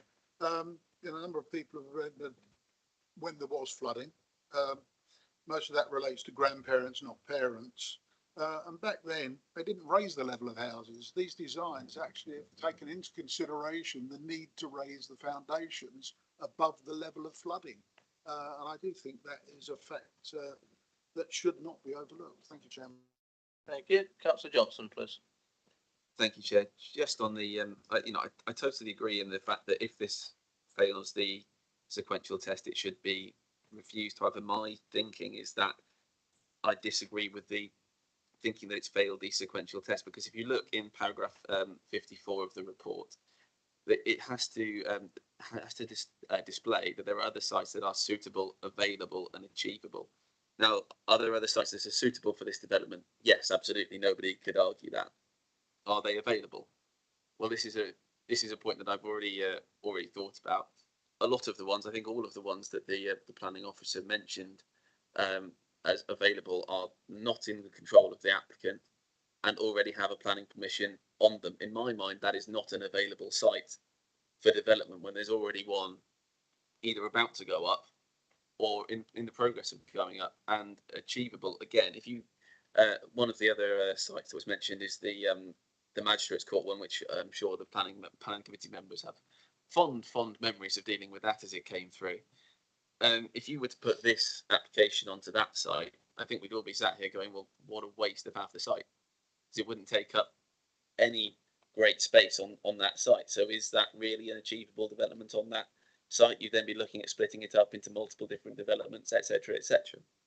All of which to me does not say it's achievable, nor do I think that land is available, given the extant planning permission, the fact that it's gone through planning committee twice and through potential JRs, etc., etc.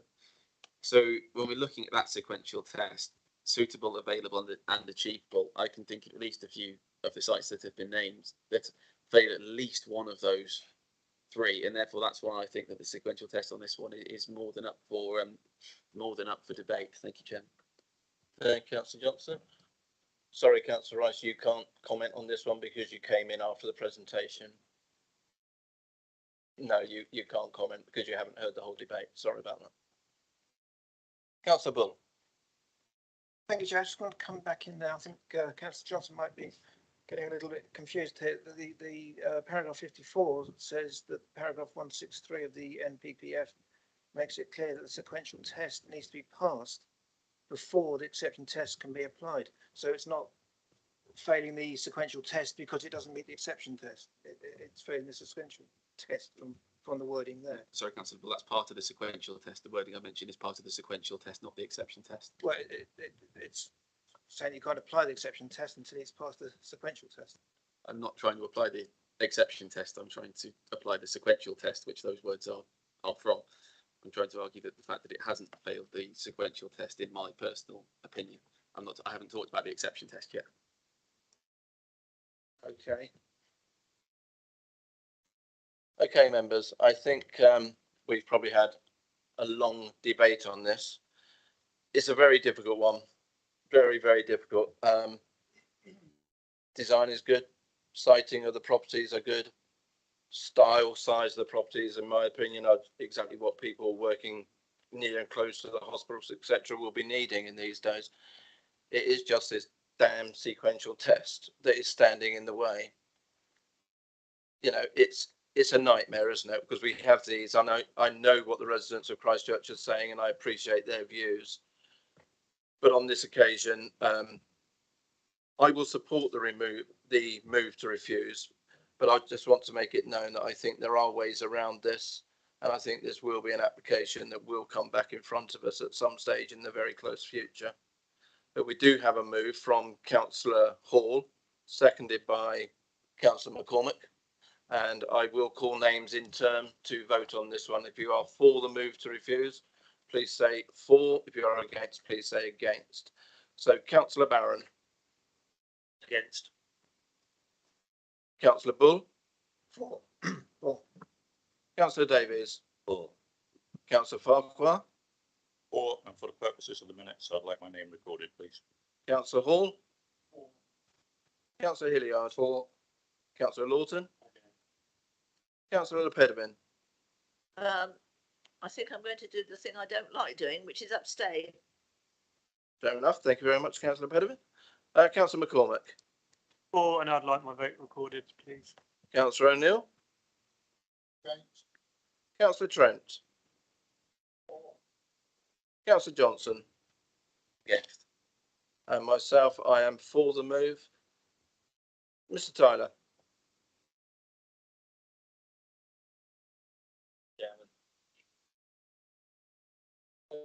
Votes for was 8. So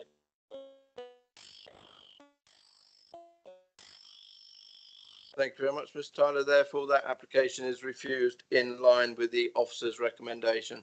Thank you very much to those that have spoken on this today, and we look forward to seeing another application at some stage, I'm sure. Members, I think we've been here for an hour and a half. I think it's time we had a comfort break, so I will now declare a 10-minute adjournment. Thank you.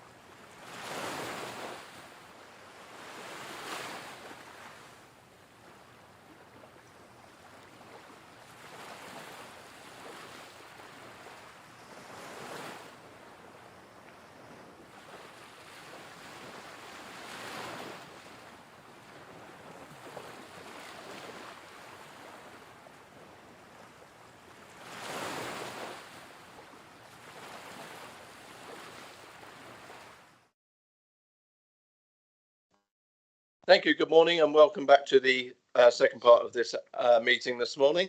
We will move straight on now with item 5D. Before we do that, I would just inform members that Councillor Trent has left the meeting. Councillor McCormack is going to sit this one out. And apart from that, we are all here ready. So straight on with item 5D, Solent Beach Complex. Councillor Rice, sorry, I do apologise. You have also joined us after missing out on the first two items. So you're welcome. Thank you. So Tom, could you present your case, please? Please.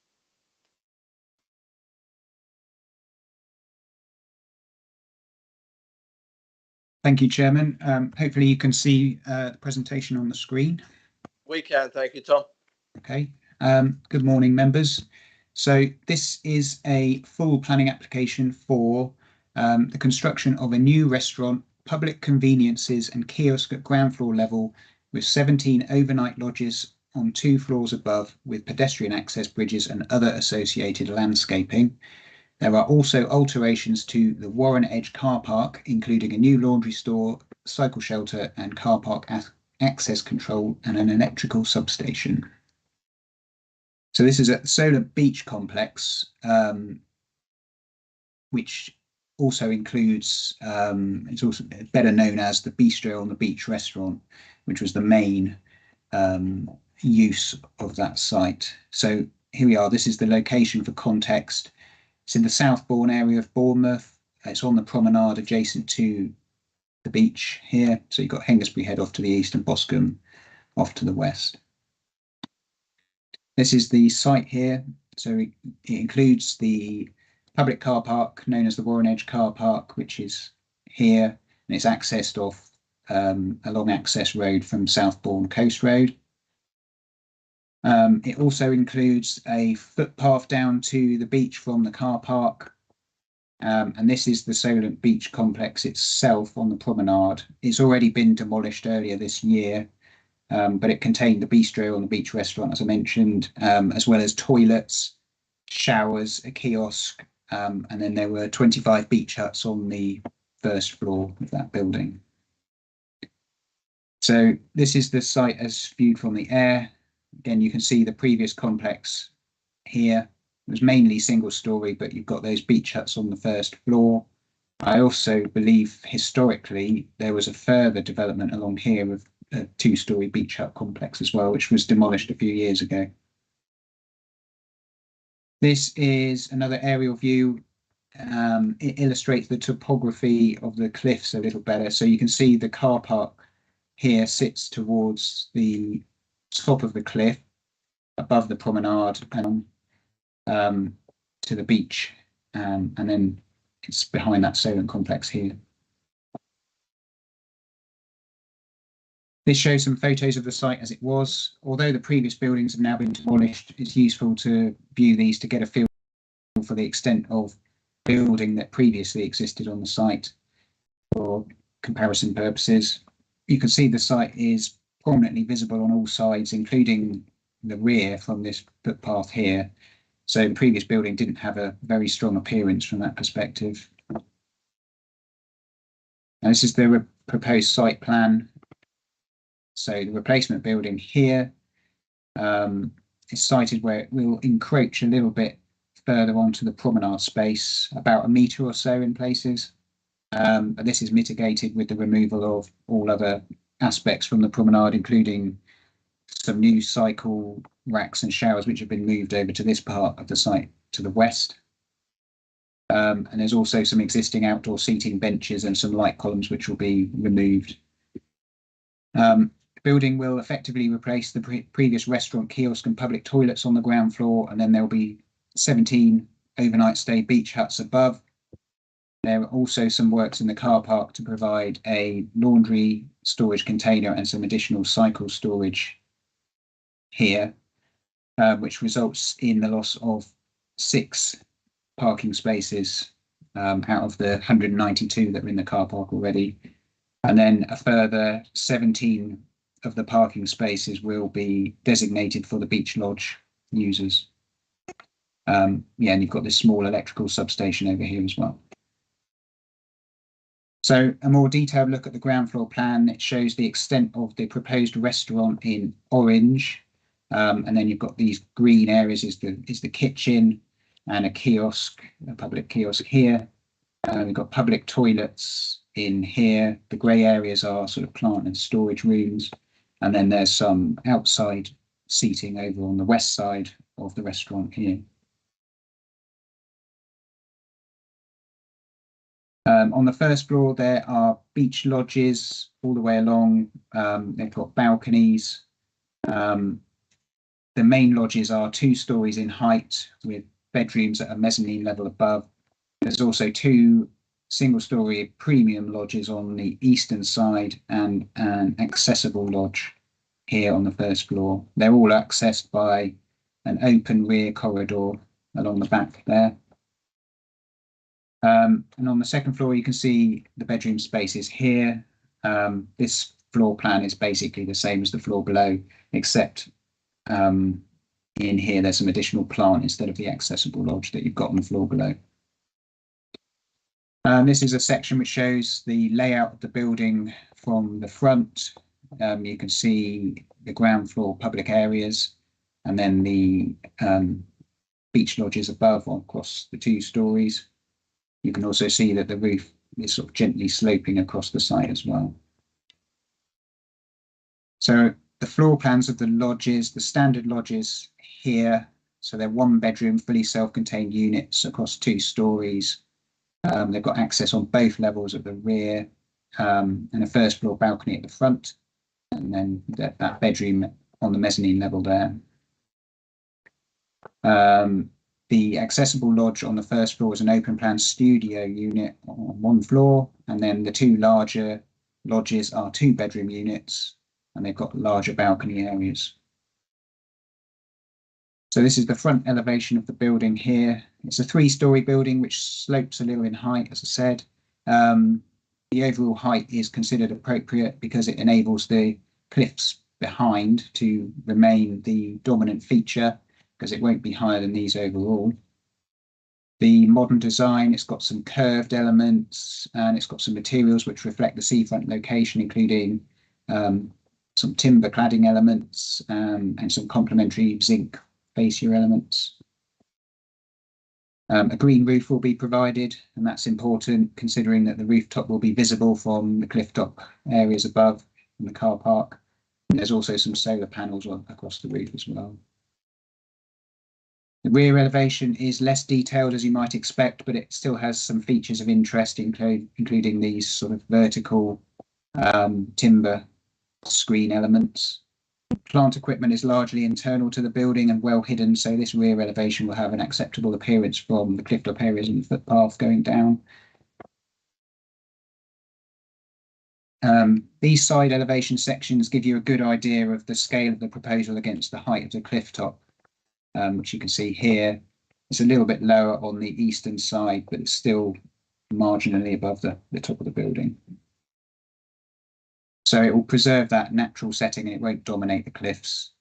This plan also illustrates the 2 external walkways which will link the rear of the building to the public footpath up to the car park. These are on the 1st and 2nd floors, and they are required as evacuation routes as part of the flood risk mitigation. In terms of flood risk mitigation, you've also got the ground floor raised up a little bit above the promenade and some extra resilience measures on the ground floor.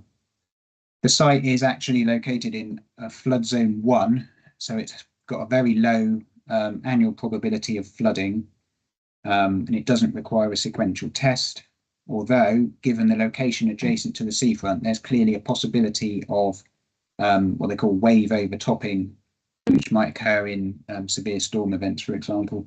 A flood risk assessment was submitted with the application, and the Environment Agency have raised no overall objection, but they did raise some concerns in terms of the risk of the council's beach replenishment programme and whether it will continue into the long term, because that's important for maintaining the current level of the beach and that level of flood risk. However, the response from the applicants was that it is the intention to continue the beach replenishment programme for the lifetime of the development here. And it's obviously clearly important for tourism and the amenity of the town, and to protect the cliffs in this area, that the beach stays at its existing level. There's also a similar level of flood risk here compared to the other approved developments along the seafront, including the other overnight stay lodges that were approved at Manor Steps in Boscombe, for example. So this is not unprecedented, and the risk with the mitigation measures in place is considered acceptable. This shows you the replacement cycle racks and external showers to be provided to the west of the site on the promenade, so there'll be an additional benefit of the scheme. And also the single-storey building in the car park, which is required for the additional covered cycle storage for beach hut users, and as a laundry store, again, to service the beach huts. So this is a single-storey building with timber cladding. It's been reduced in size during the application process to minimise the visual impact and also the loss of public car park spaces. And this building is within the car park, which itself is set down from the road, so it won't have an overly prominent appearance from the street. So overall, this is a scheme which will enhance the economy and tourism offer of the town. It will expand the amount and type of accommodation on offer in a similar way to the approved overnight beach lodges in Boscombe. It is supported by all the relevant consultees, including flooding and drainage, with the flood risk accepted given the mitigation measures introduced, and with all the sort of living accommodation above the ground floors. In terms of biodiversity, there is a limited impact, or in fact a net gain, because there was an ecology assessment submitted with the application, which includes the removal of some non-native species from around the site and cliff slopes in this area here. So this overcomes the very small habitat impact from the building on the promenade and these new walkways across the cliff here. There's also other measures like bat tubes and swift bricks incorporated within the structure. It's also a low carbon sustainable building with good natural shading built in, solar panels, air source heat pumps, and that green roof. So it's also considered acceptable in terms of cliff stability impact, with detailed investigations and a report submitted on that. A waste management plan has been provided, which demonstrates the building can be serviced in an acceptable manner. So you've got additional promenade sweeping, a commitment for that to ensure that the access is kept free of sand in this area, so the building can be accessed at all times. There's no objection on highways grounds in terms of the small loss of public parking spaces. The applicants have submitted a lot of information and data to demonstrate that the car park doesn't reach capacity very often, and when it does, there is still capacity in the Solent car park, which is off to the east towards Hengistbury Head, which is a very large car park. So highways have raised no objection to that. And also in terms of the encroachment on the promenade, it's a very minor encroachment in this area where you've got the ramps up to the bin store, but with the removal of the other elements, there was no objection on highways grounds to that. The new building will be larger than the previous building on the site in terms of its height and its mass, but it equally, I've shown it's set down lower than the cliffs and is of an acceptable design, so it doesn't dominate the setting. The seafront area and the cliffs are clearly a natural setting that it's important to preserve. They're a positive feature of the area, but equally there are pockets of development along the coast, including Bournemouth Town Centre and around Boscombe Pier, and also possibly to a slightly lesser extent here, but there's always been two-storey buildings along here and a restaurant. So while this is a slight intensification over the previous building, as outlined in the officer's report, it's considered that it won't be harmful in this location. So the application has therefore been recommended for approval. Thank you. Thank you, Mr. Hubbard. Mr. Tyler.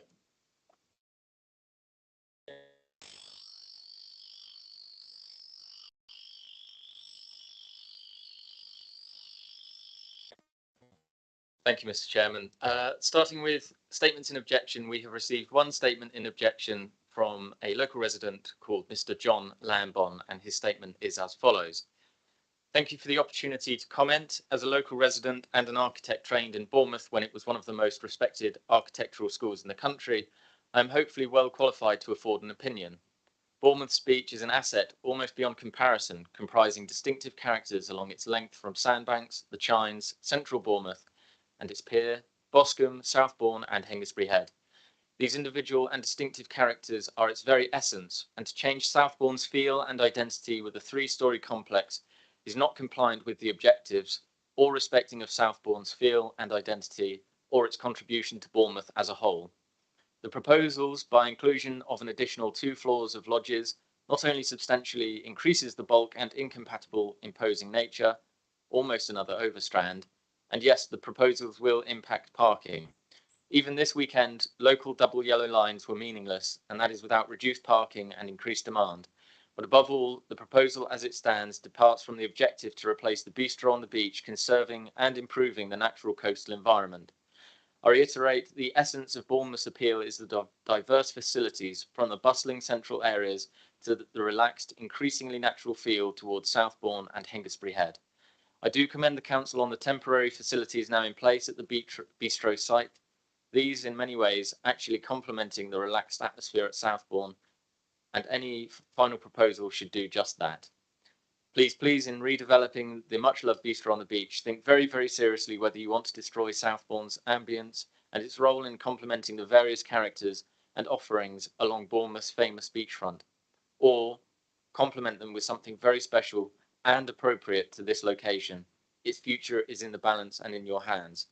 That's the end of statement in objection, Mr. Chairman, and we have with us today Mr. Andrew Emery, who is BCP's Destination Development and Strategy Manager, wishing to speak to the committee in support. Thank you.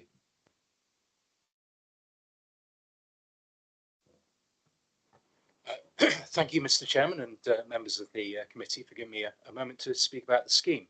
So this scheme, I actually agree with Mr. Lamben that the character areas of the seafront are absolutely critical, and this is something we tested very recently through extensive public consultation on the adoption of new BCP seafront strategy. Over 4,000 people submitted their comments on that, and this particular scheme featured prominently in our proposals for the Southbourne area, and indeed it has been an aspiration since the adoption of the previous Bournemouth seafront strategy back in 2013.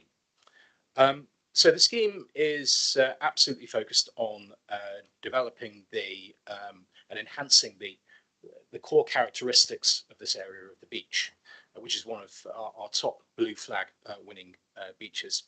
And actually, strategically, what we're trying to achieve across destination and culture is an increase in more sustainable and higher spending staying visitors to the resort, rather than the continual exponential increase in day visitors. And of course, we see some of the impacts that causes in the weeks just gone by. So part of that really is actually designing and providing the right quality of staying accommodation.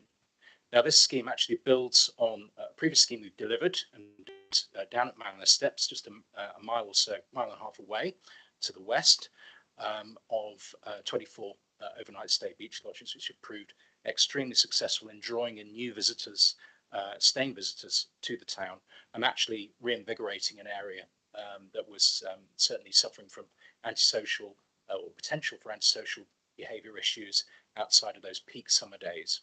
So this development is really about trying to maximise the council's asset here to drive year-round tourism, and we project that guests will be enjoying these throughout the year.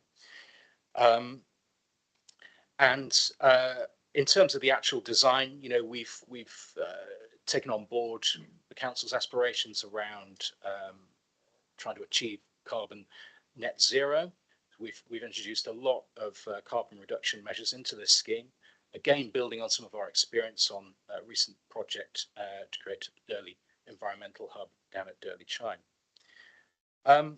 Finally, I'll just simply say that in terms of the design iteration, we've worked very closely with agencies across the council and other statutory stakeholders such as the Environment Agency to develop an appropriate and sustainable project here.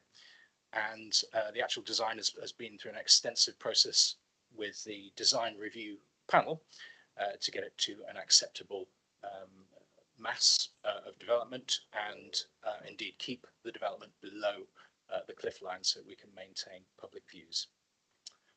That's it from me. Thank you very much.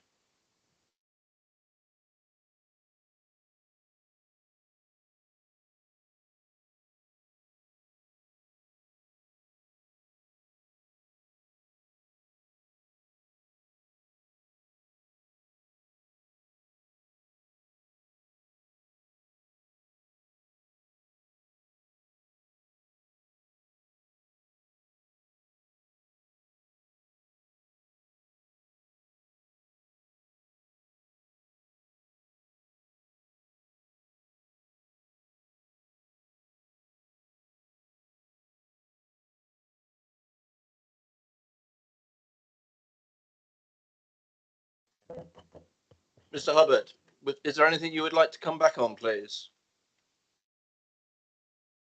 Not at this point, thank you, Chairman. Thank you very much. In that case, we will go over to Councillor Pedowin. Just questions, basic questions before we start. Can we have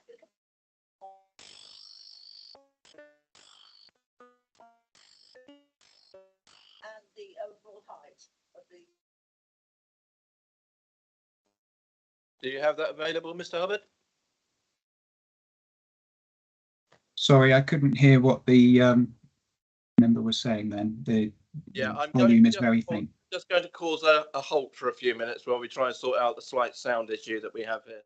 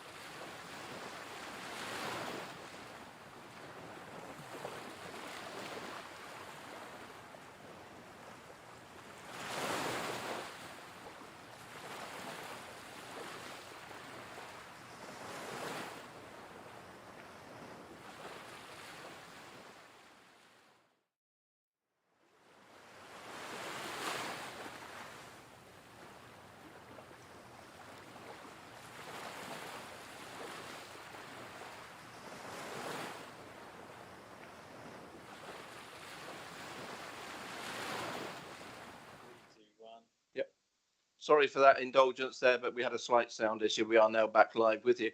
Councillor Pedowin, could you repeat your question, please? Yes, I was asking for some basic information on sizes, the comparison of the footprint of the previous bistro and the proposal, the number of covers in the previous and we've got the proposed one, but what was the previous one, and the overall height of the two buildings. Mr. Hubbard?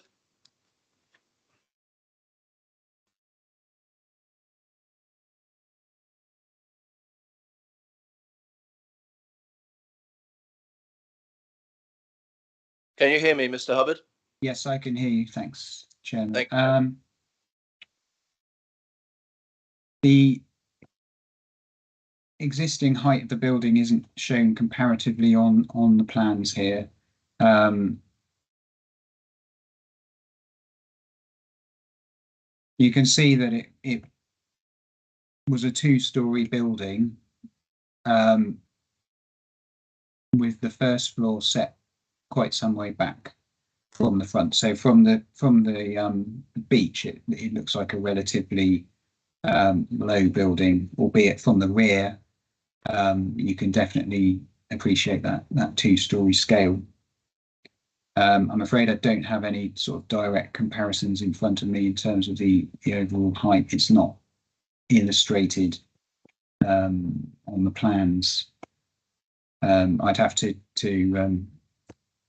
take a few minutes to do some measuring if you wanted that information. And in terms of, again, the existing restaurant, I would need to try and source that information. I don't know that it's in the report. Thank you. If you can, don't worry about the height issue, Mr. Hubbard, but if you can have a quick peek through and see what the covers numbers were. Members, Mr. Emery, whose application this is indicating that he may be able to inform us on this. It does depart slightly from our normal procedure, but are you happy that I asked Mr. Emery that question? Mr. Emery, could you answer that question, please?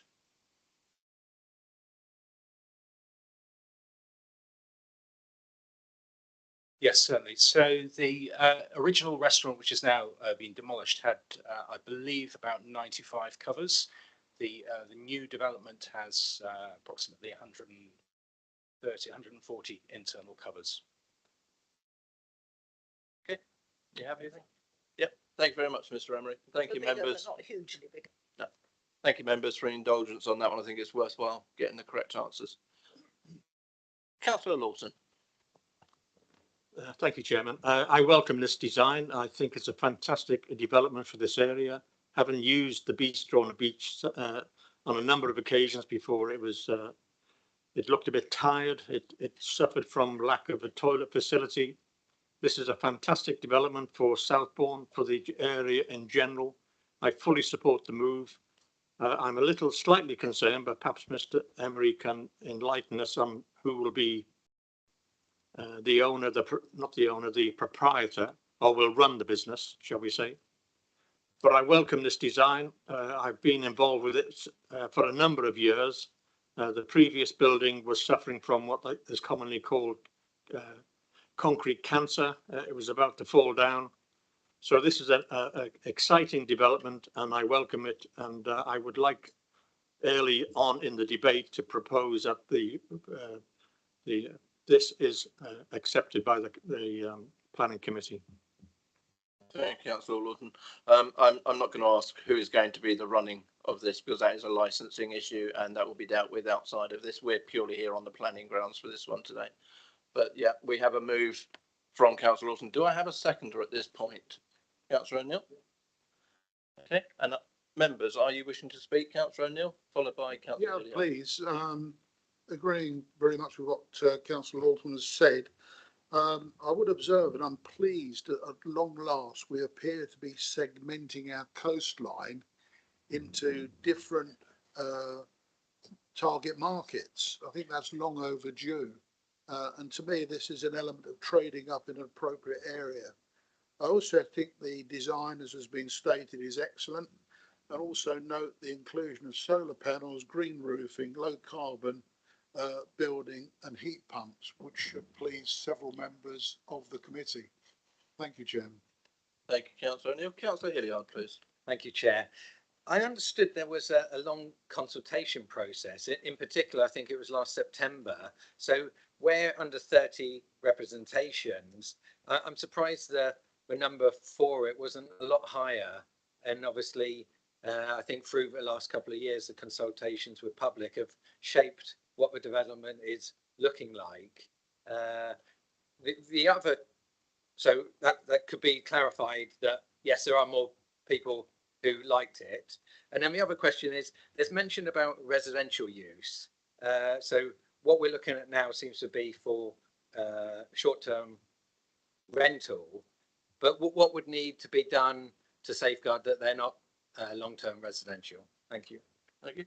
Mr. Hubbard, please.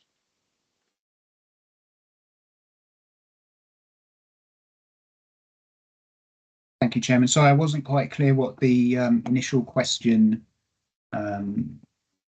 It was just really, Mr. Hubbard, you talk about representations. There was a public consultation, extensive public consultation. I just wondered if you took that in consideration, because I think there would be a lot more people favourable than 14 or 2. Thank you.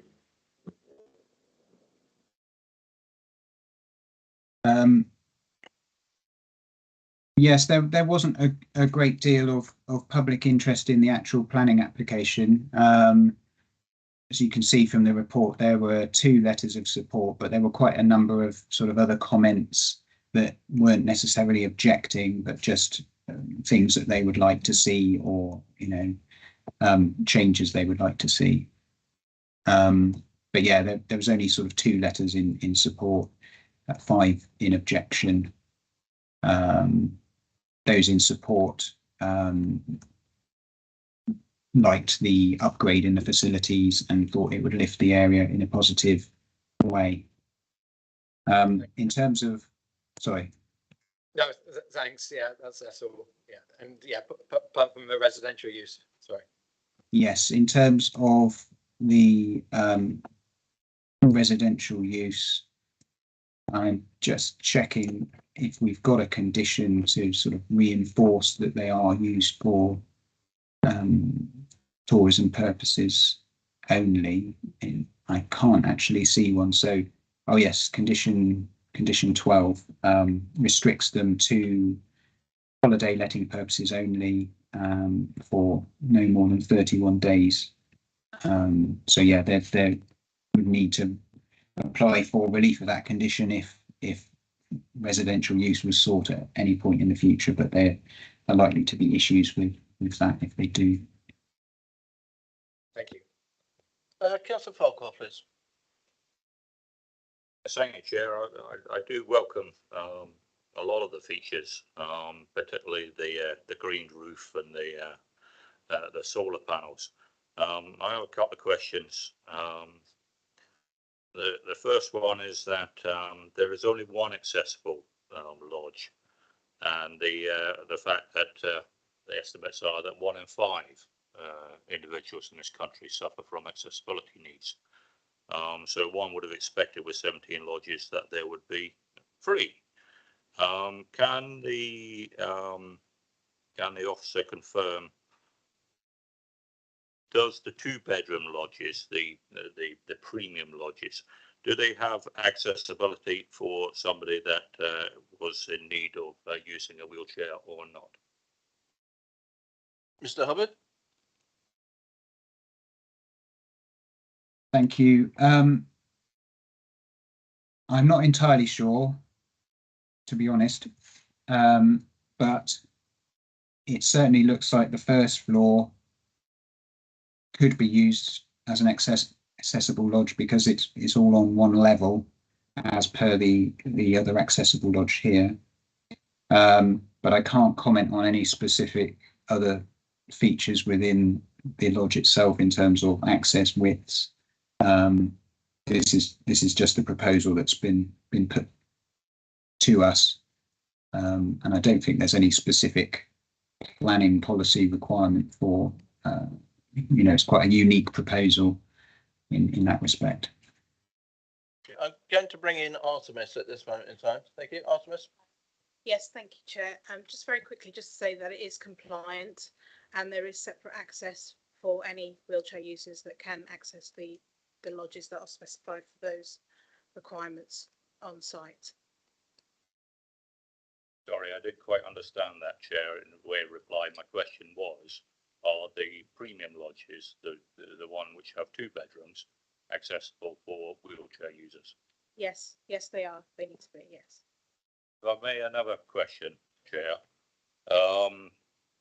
It is disappointing that this application doesn't sort of provision for more accessibility in its offering of 17 lodges. Looking at the plans, why is it that there is an accessible lodge, but out of the 17 spaces, none of them are actually provisioned for the wider access which are required for people to park their vehicle?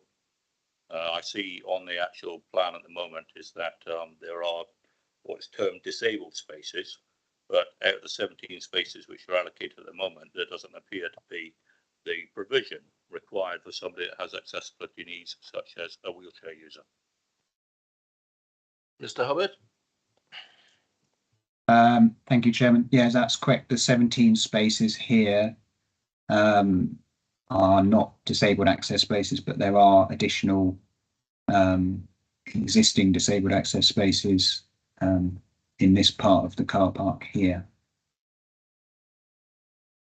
If I may, Chair, a follow-on question to that is that my understanding of the surface car parks within BCP is that disabled drivers, blue badge holders, are required to pay a fee, even though there are disabled spaces provisioned. Is there any fee chargeable in the provision of the 17 spaces?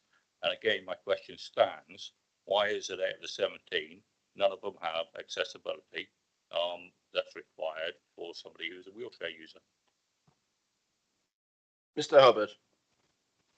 Thank you, Chairman. I might ask the highways officer to comment if they've got any comment on the sort of provision requirements for this scheme in terms of the disabled parking provision. I'm also trying to look through the comments myself to see. Yep, please do, Mr. Hubbard. Okay.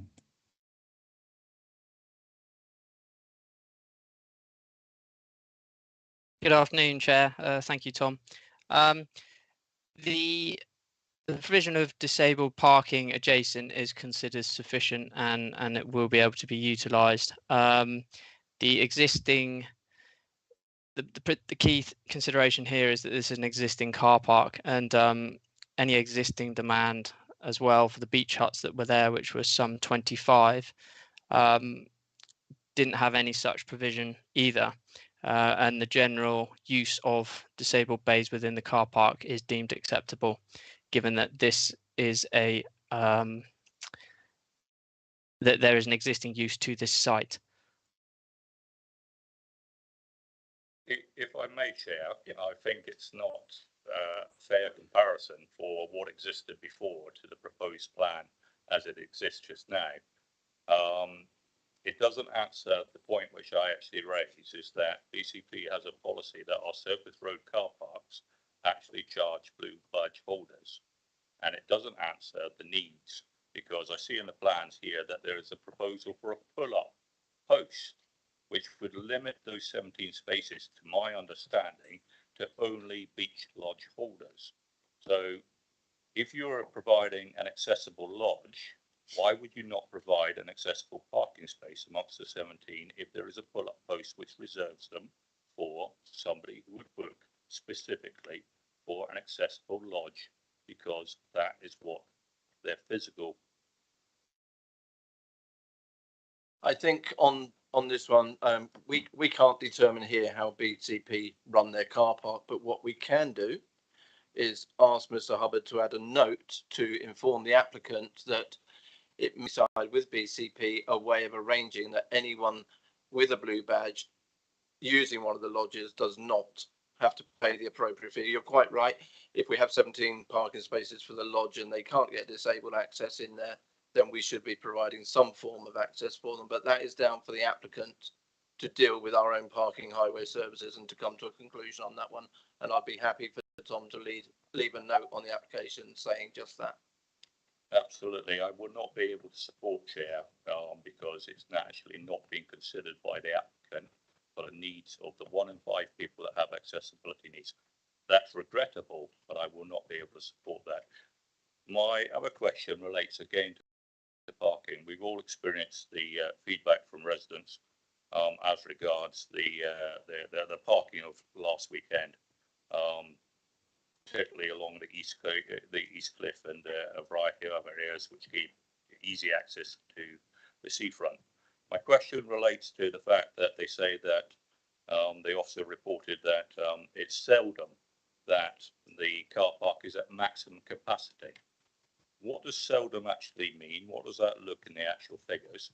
And could we put the photo of the car park, which the aerial photo up, please? Because that photo itself, my question is, when was it taken? What was the day of the week? And what were the weather conditions at that time? Because that car park looks at maximum capacity in that photo. Mr. Hubbard or Mr. Edwards.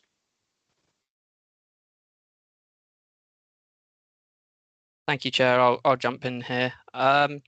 The applicant provided a transport assessment, including parking surveys, capacity surveys of both Warren Edge car park and the nearby Solent Beach car park, exclusive of the Southbourne Crossroads car park. And the average capacity across a week in August, which obviously caters for peak season, holidays and tourists alike, was found to be 52%, which is approximately 100 spaces. And the minimum spare capacity average was actually 25 spaces, which equates to 13%. Now, those figures were calculated on the basis of the loss of 25 parking spaces owing to the 17 allocated spaces, the 6 cycle store and laundry store, and an additional 2 spaces for the substation. Once that calculation came back, that equated to an average spare capacity of 75 spaces, which is 39%.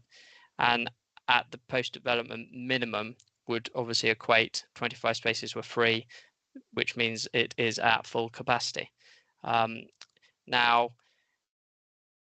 given that the Solent Beach survey capacities were also undertaken and provided, there was significant spare capacity in that car park, both the average being 83%, which was some 246, and 58%, which is 172 spaces.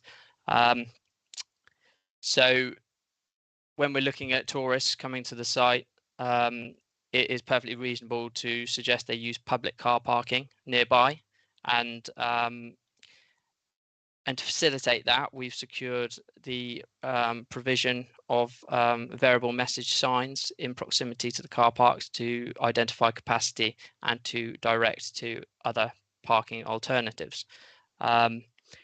Just to expand on that point, because I assume there'll be another question, but in terms of should people park illegally and inconsiderately immediately outside the car park, then that is a matter of enforcement. But the simple fact is, given the data, there is sufficient public parking options available, and that should not preclude any planning permission from being granted for this site. Yeah, hopefully that answers the question.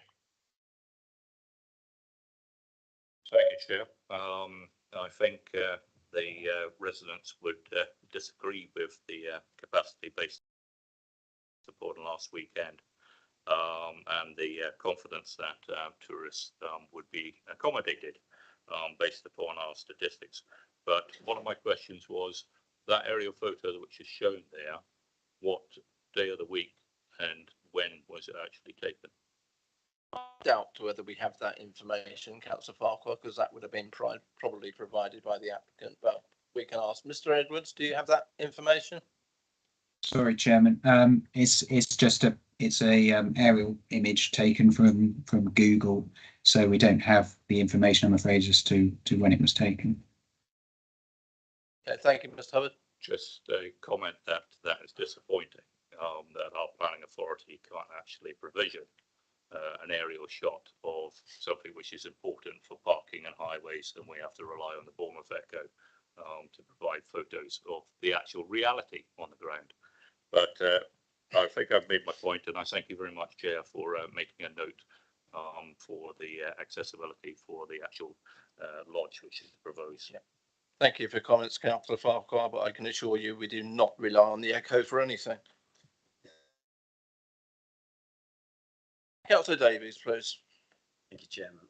Yes, like Councillor Lorden, I welcome this development. The Bristow has been a highly successful business over the years.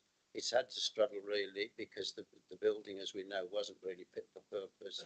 And I think now to get this absolutely fantastic development, and also increasing the covers to 140, because I know that it was very difficult even in winter to get bookings at times because it was so well attended.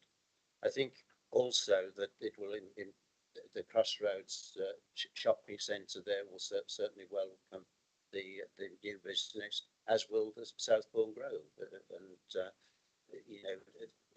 the whole area I think will welcome it. talking about consultation, as you know, we've got the largest residents association right across the conurbation with upwards of 1,300 members, and they invited the officers to come down and do a presentation.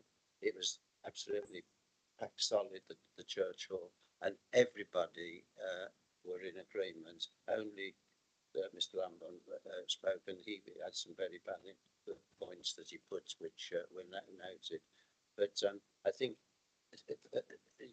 for the Henra to be absolutely, that's solid majority, it bodes well for him. And so, as I said, I'm very pleased with the development, and I will be supporting it.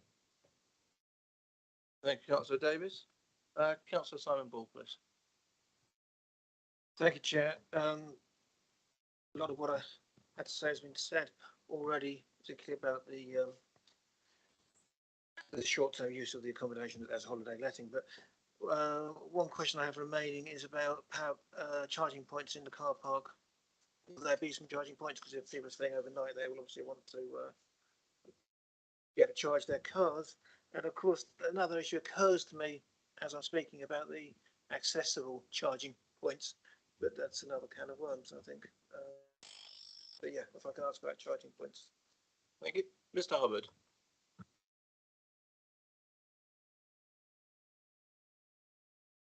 Thank you, Chairman.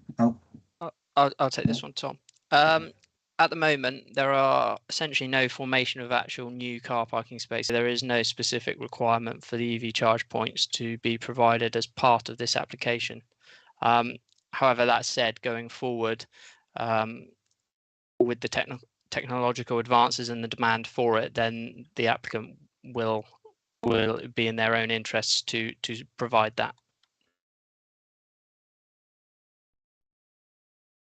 Thank you very much. And Councillor Barron, please. Thank you, Chairman. Yeah, the proposed is very similar to the Manor Steps lodges, which has been a huge success. Colour the materials will have a natural tone which would reflect the seaside building, aiming to blend in with the surroundings. That's direct from the report. I welcome the air source heat pumps, the PV panels, and the green roofs, which Mr. Hubbard mentioned will be visible from the cliff top. There was an issue regarding the pinch point, which has been resolved. Cliff stability was initially concerned me, but no objections have been raised on that. Very important that residents support the upgrade. Condition 13, the removal of non-native species is welcomed. It's a very well thought out scheme, and I'll support the move to approve. Thank you, Chairman. Thank you, Councillor Barron. Are there any other members wishing to speak? Councillor Johnson. Thank you, Chair. Yes, no, just briefly, I won't rehash any of the. I've agreed with what all of the supporters of this have said. I think it's a great quality development, and it blends in quite nicely, and it's modern enough that it looks forward thinking and forward looking, but not so garish as it might suddenly become incredibly dated in 20, 30 years time. So I think that's a very important thing. I did want to just bring up something the officers have asked for, which is the removal of condition number 11, which is more of a licensing concern. It's just about the pre-approval of the menu before granting, but I think I think that'll be simple enough to leave with the licensing authority. Absolutely. Councillor Rice, please. Yes, just clarification around the barrel bike facility that is planned. How many spaces are expected to be provided, and also a note that providing bicycles down through the barrel bike scheme down on the promenade. Two comments, I suppose, on that. One, the height difference. So that's fine if you're wanting to go along the prom, but obviously if you're wanting to start your journey at the top of the cliff, then you need to have bikes available there. So it would be useful to have an additional barrel bike parking bay near where the car provision is being provided, since I'm aware that cycle provision should be closer than car parking provision. And then the other aspect is that cycling is not, I assume on this section of the prom, cycling is not permitted during the summer months either. So again, just clarification on that, please. Mr. Hubbard?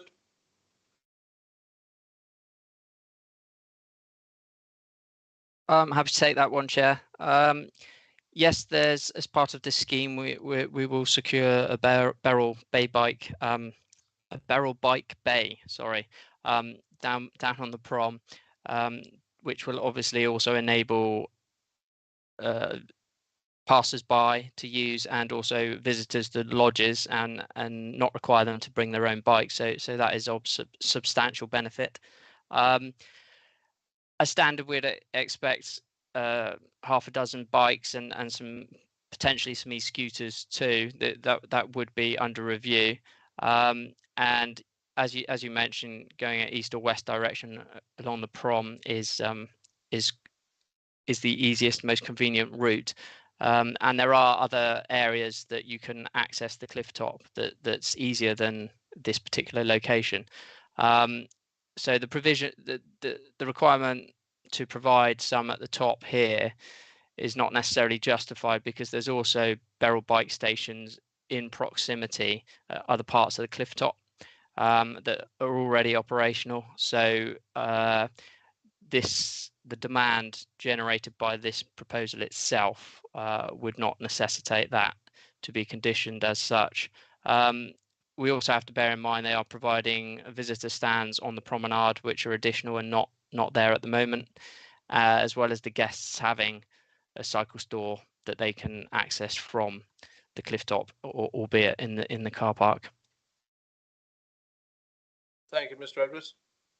Any further comments, members? Otherwise, we will move to the vote on this one. Okay, so we have a move from Councillor Lawton, seconded by Councillor O'Neill, to grant this as with the officer's recommendations, along with the removal of condition 11 regarding the menu.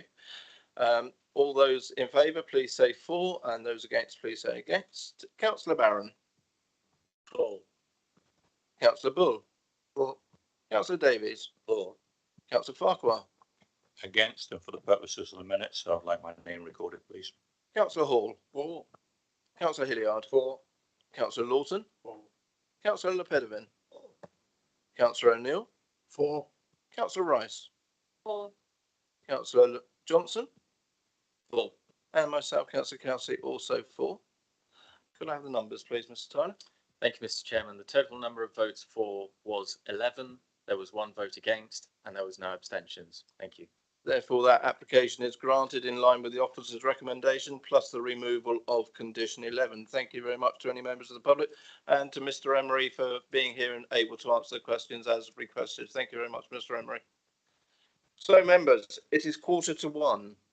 We have 2 more applications to deal with. We have the Puncheon Church, and we have the land at the rear of Christchurch Road. I'm totally in your hands whether you wish to break for lunch now and return at 1:30. That sounds pretty adamant to me. Chairman, I'd like to continue. Well, you don't count. I don't think these are going to be proven lengthy. Never say never. I'd rather get the day's business done.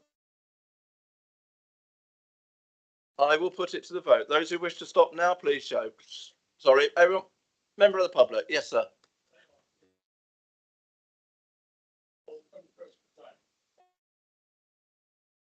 My wife's living at home and she is not in a very good state. I wanted to be here today to represent my client, but I don't want to have to come back this afternoon. What is your application, sir? It's the one that's back at Christchurch Road. Okay. So, members, it's entirely up to you. I'm in your hands to whether you wish to continue or whether you wish to start. I'm predicting probably another 45 minutes maximum. Entirely up to you, members. Continue, please. Everyone to continue? Take 5 and then... You can certainly take 5 minutes. Yep. And then we'll carry on. Okay. Thank you.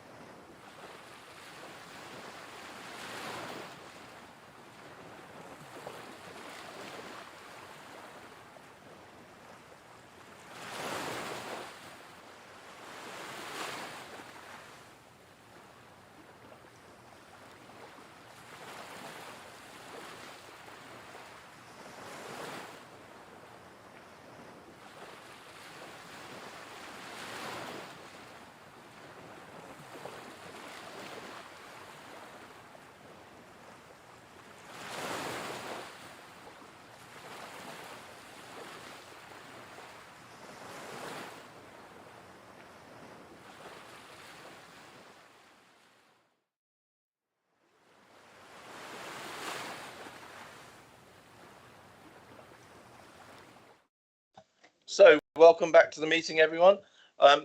Members, with your indulgence, after what we heard from the member of the public earlier, are you happy that I swap these around so that we can hear this now and let the gentleman get back to his wife? Everyone happy with that? Yeah, thank you very much for your indulgence, members. Okay, in that case, Mr. Cable, would you please present your case for the land rear of 682 Christchurch Road, please? Yes, thank you, Chairman. Hello, members. Good afternoon, and all viewing. I'll just load up the presentation.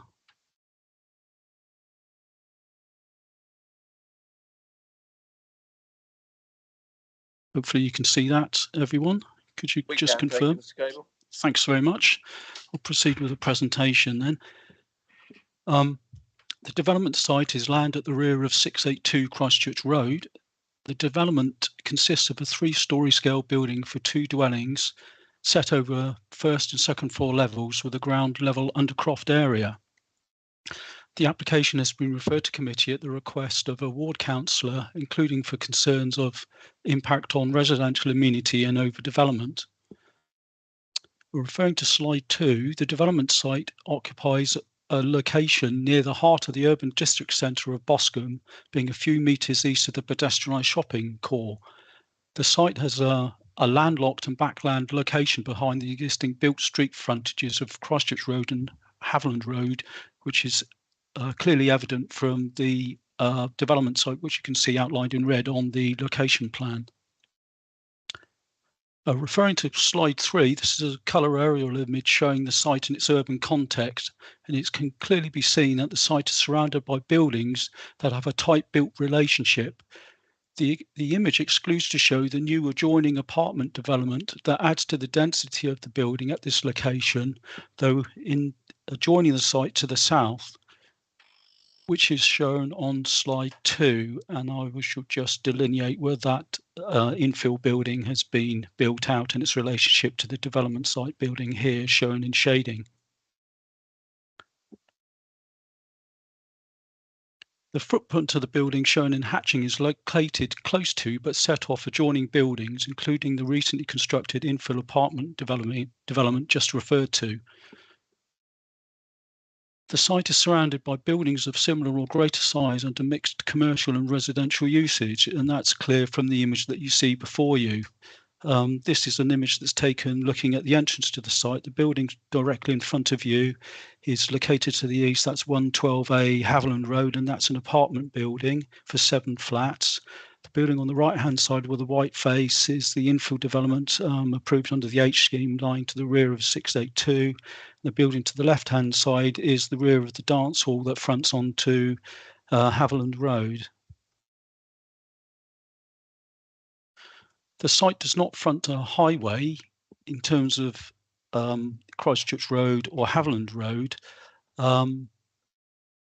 but has access to Haviland Road in this position lying to the north via this alleyway, which runs up to the development site at this point, so that you turn left into the development points at this point. The alleyway is actually public highway. It's not land owned by the council, but it is public highway. This slide shows the relative floor layouts of the proposed building, and it indicates that the proposal seek 2 dwellings set over 2 upper floor levels with services located at ground floor level, including bin, cycle storage. The scheme itself does not generate a requirement for parking. The parking shown serves the adjoining residential infill apartment development located directly to the south, meeting its parking requirements. This slide shows the comparable building profiles of existing buildings and the proposed. The existing building is this geometric form element here for the parking space below. This protuberance projection slightly above the top of the roof of the building is that of the adjoining infill development. The crossed hatched profile is that of the dance hall. And here we see to the east the existing apartment building, and then to the western boundary the building that runs up to the back of 682 and the alleyway adjacent.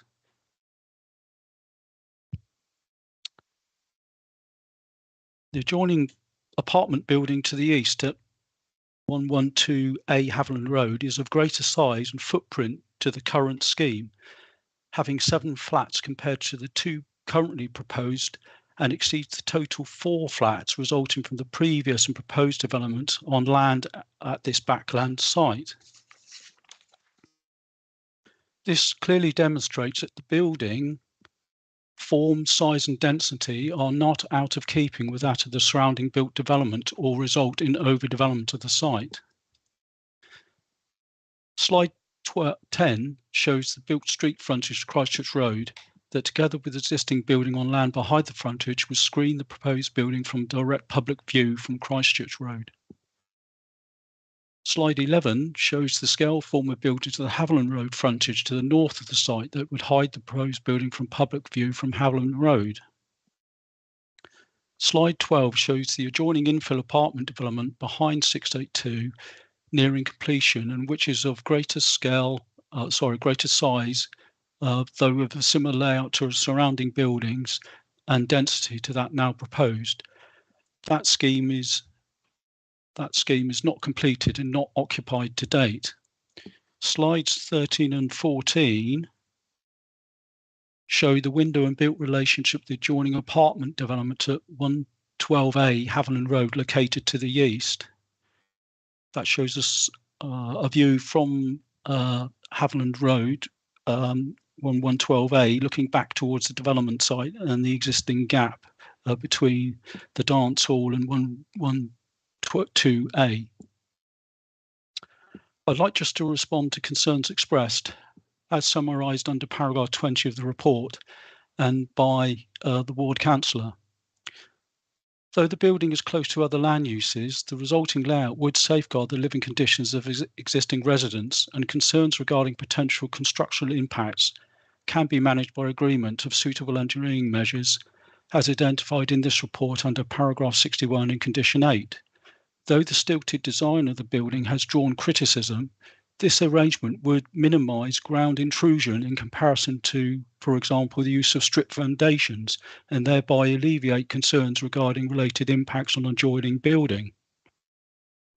The proposals will provide an acceptable standard of living environment for the single occupiers of each unit. It should be emphasised that the internal living space satisfy national internal living space standards and daylight levels. Each unit is served by external amenity space via a balcony that existing flats on adjoining sites don't have. The proposed units have a comparatively better outlook from their front windows than the adjoining infill development at 682, owing to the front elevation being sited opposite the open access to the site, not the side elevation of building on the western boundary. The living environment for future residents is policy compliant for reasons set out under paragraphs 63 to 69 in condition 10. Proposed buildings detached from the adjoining dance hall building, and there are no windows within the rear of the adjoining dance hall or facing side elevation of the proposed buildings serving living space.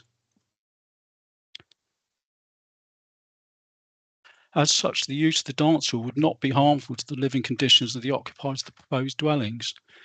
Condition 10 is proposed requiring a noise survey to be undertaken to inform the need for any sound attenuating measures within the proposed development to ensure future living conditions and to manage any noise-related concerns from existing uses. An independent objective assessment of the proposed built relationship at 112A Haviland Road to existing habitable dwellings, including to the east, has shown that the living conditions of existing residents would fall within acceptable limits. The external appearance of the proposed building has been modified to improve the impact on existing residents as set out under paragraphs 50 to 62 of the report. The proposed building would be set off existing buildings approximately between 0.8 of a metre to 1.3 metres to the rear boundary, 0.5 metres to the dance hall, and 0.7 metres to the south. Reference to the southeast elevation of the dance hall here, shown on the slide, shows that these clearances, together with the footprint position of the building and open sides of the undercroft area, would provide access to enable maintenance of existing services, as for example, the air conditioning units shown here on the back of the dance hall building and proposed surrounding buildings. Concerns regarding parking and safety are understood, of course. However, the site has historically provided parking and generated vehicle movements onto the alleyway to Haviland Road. The number of parking spaces and parking layout for the movement of cars and impact in relation to the access and pedestrians was previously accepted under the adjoining apartment development and would have no greater impact on users or highway safety than previously accepted. It should be emphasised that the current scheme generates no parking demand and the parking is required for the approved scheme. No objection is raised by the Council's Highways Officer. In conclusion, therefore, the concerns regarding the impact on existing residential amenity and the amount of development are understood. However, objective assessment of these grounds and impacts finds these concerns are not substantiated, and impacts on existing residents and residents of the scheme can be suitably mitigated and would be outweighed by the benefits arising, such that the scheme should be approved subject to the conditions proposed. Thank you. Thank you, Mr. Cable. Mr. Tyler. Thank you, Mr. Chairman. Speaking in objection to the application, we have Mr. Malcolm Brown. Pull up a chair if you wish to, Mr. Brown. That's not a problem. Sorry, could you use the microphone on your? Thank you. Good afternoon, ladies and gentlemen. Thank you for hearing me now, because, as I said earlier, I've every reason to get back as soon as I can. I've been a professional town planner for over 50 years. And I'm sad to say this is probably one of the worst proposals that I've ever seen.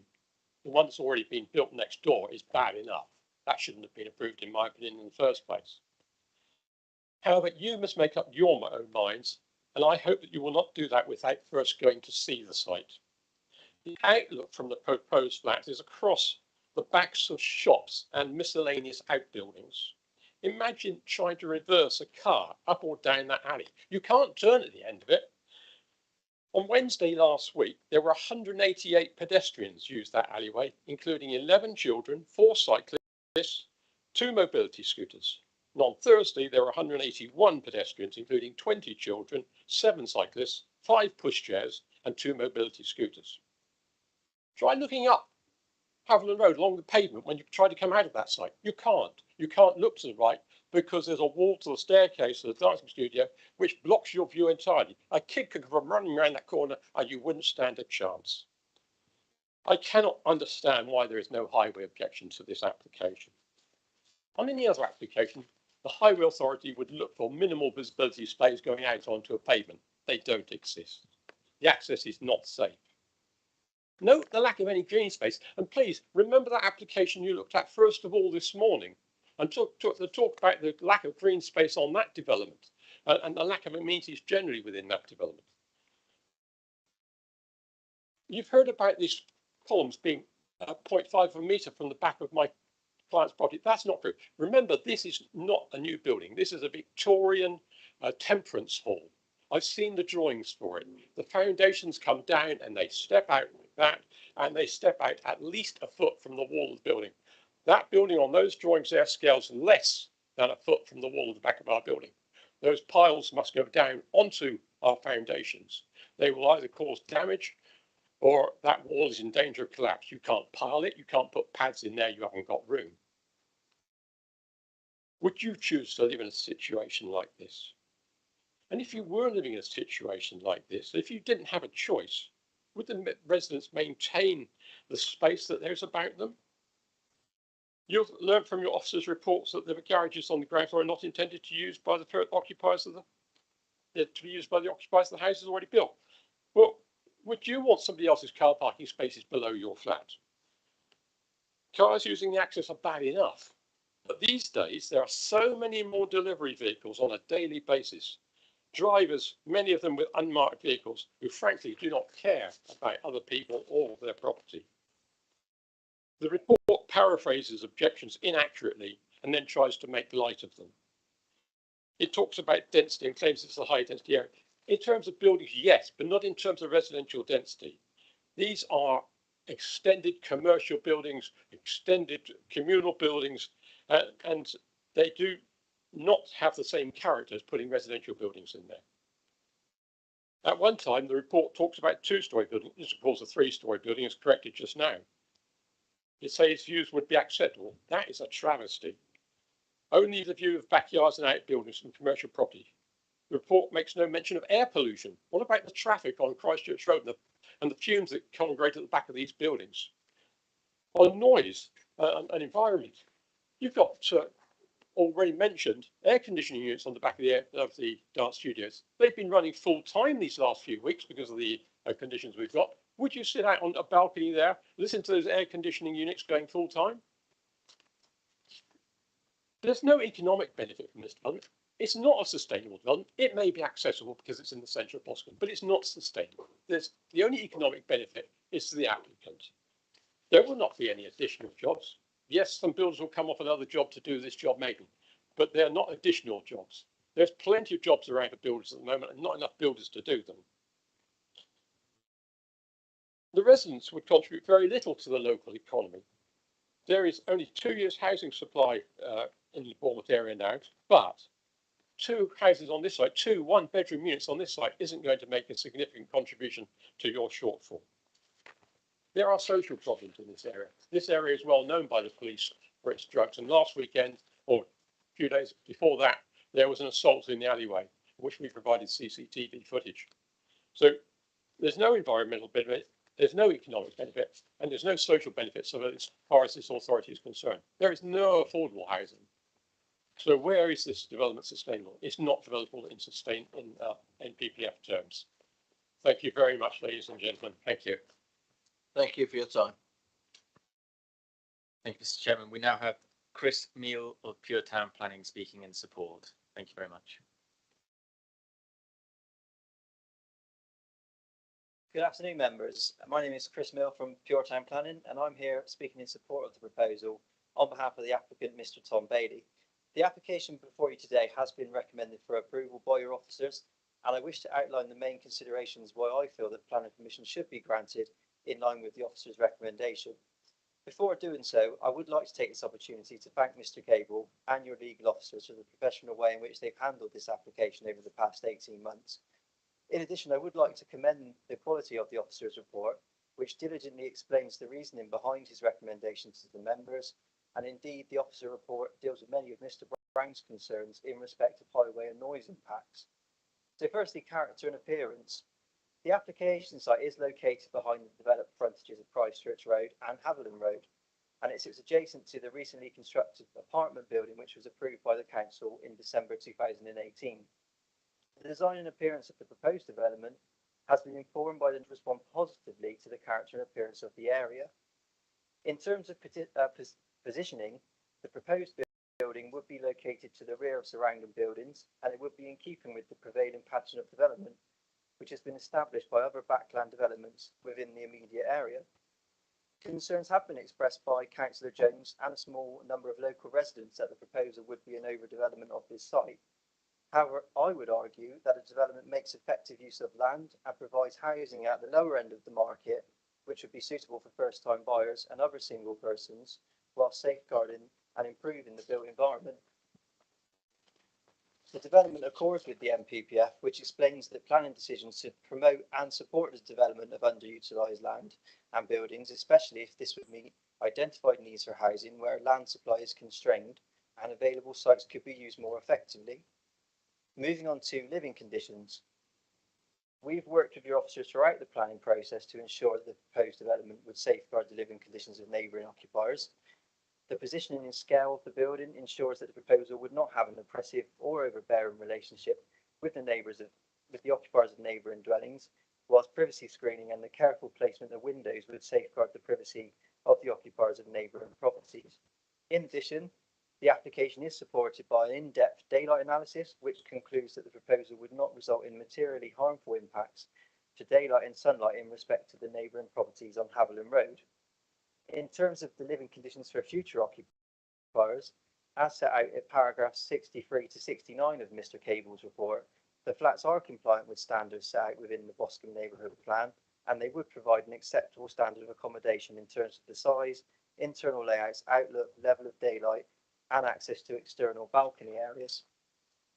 Finally, an issue I wish to touch on are the legal issues, and this is the main reason why the determination of the planning application has been delayed. So, as detailed within paragraphs 22 to 25 of your officer report, the applicant posted the correct requisite notice in the Bournemouth Echo and provided copies of the land ownership titles to the council with the application. These documents have been reviewed by the council's solicitor, who has satisfied that the correct legal procedures have been followed, and thus the planning obligations for heathland mitigation that have been secured by legal agreement are enforceable.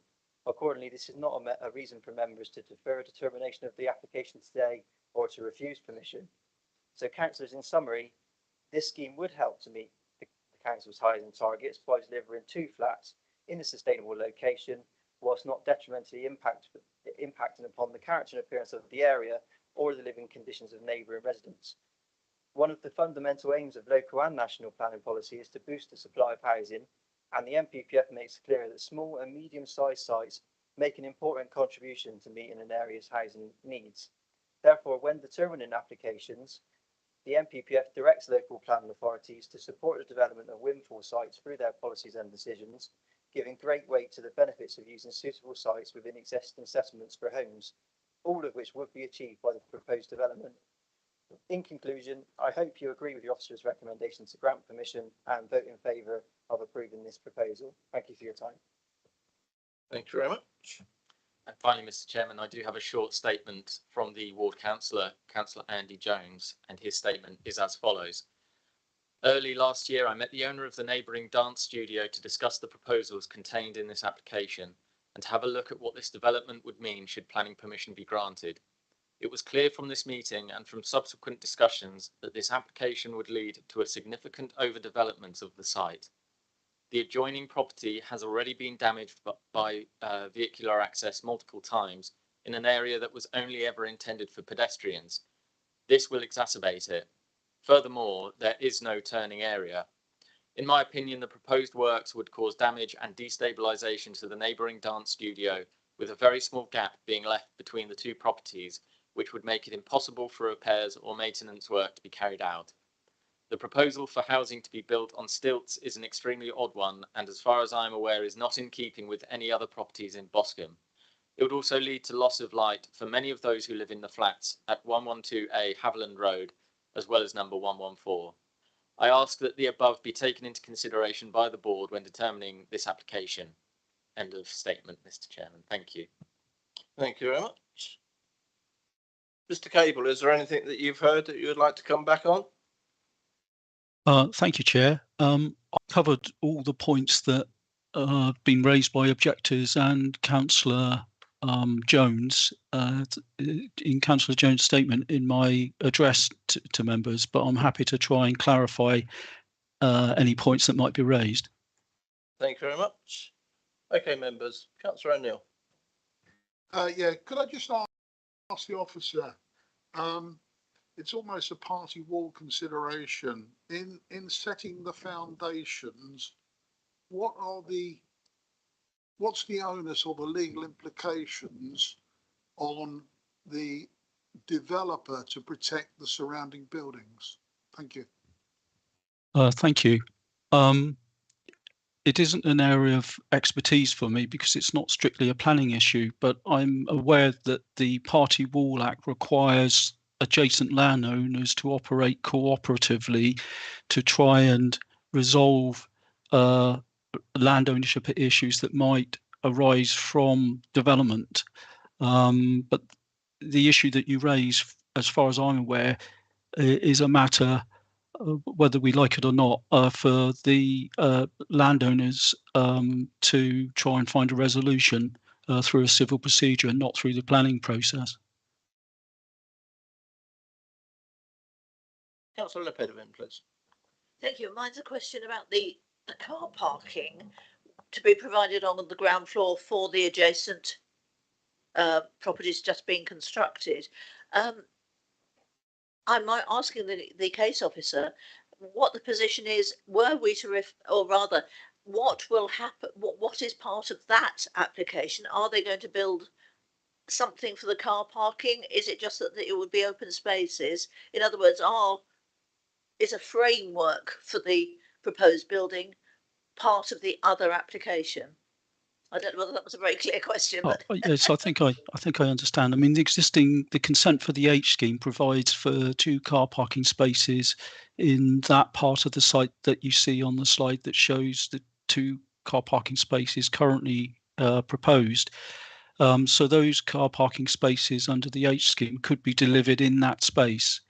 But the current layout, if it was to accommodate the additional building, could be delivered because the landowner owns the whole of the site. The red line of the current application encompasses the adjoining site as well. It's under the land ownership of the same applicant in respect to this part of the land. The red line here is only shown to indicate access to the public highway from the development site, because this strip here is public highway, but this landed area here falls under the ownership of the applicant, so they could deliver either development given that they own the land. I hope that answers your question. not quite, because my question was whether they plan some sort of structure, garaging, I don't know what, or is it just going to, would it just otherwise be open space parking on, ground level? I think that's what Mr. Cable was saying, that if Yes, we don't grant this, then they would just revert back to having 2 parking spaces there. Yes, that's correct, Chair. The H scheme shows the area just being open with no enveloping building oversailing the area of the parking spaces. It would just be the open surfaced area laid to hard surfacing with the parking spaces sat on that space. Thank you, Mr. Cable. Thank you. Dr. Barron? Chairman, yeah, we sort of touched on with reference to Mr. Brown's concerns about the footings or piles. I was fairly sure that was a building controls or party wall consideration and not a planning one. And also Mr. Brown mentioned the viability of the proposed. That's not really something that we consider as a material planning consideration either. So I just wanted to definitely make sure that the viability was, and I'm pretty sure it isn't. Thank you.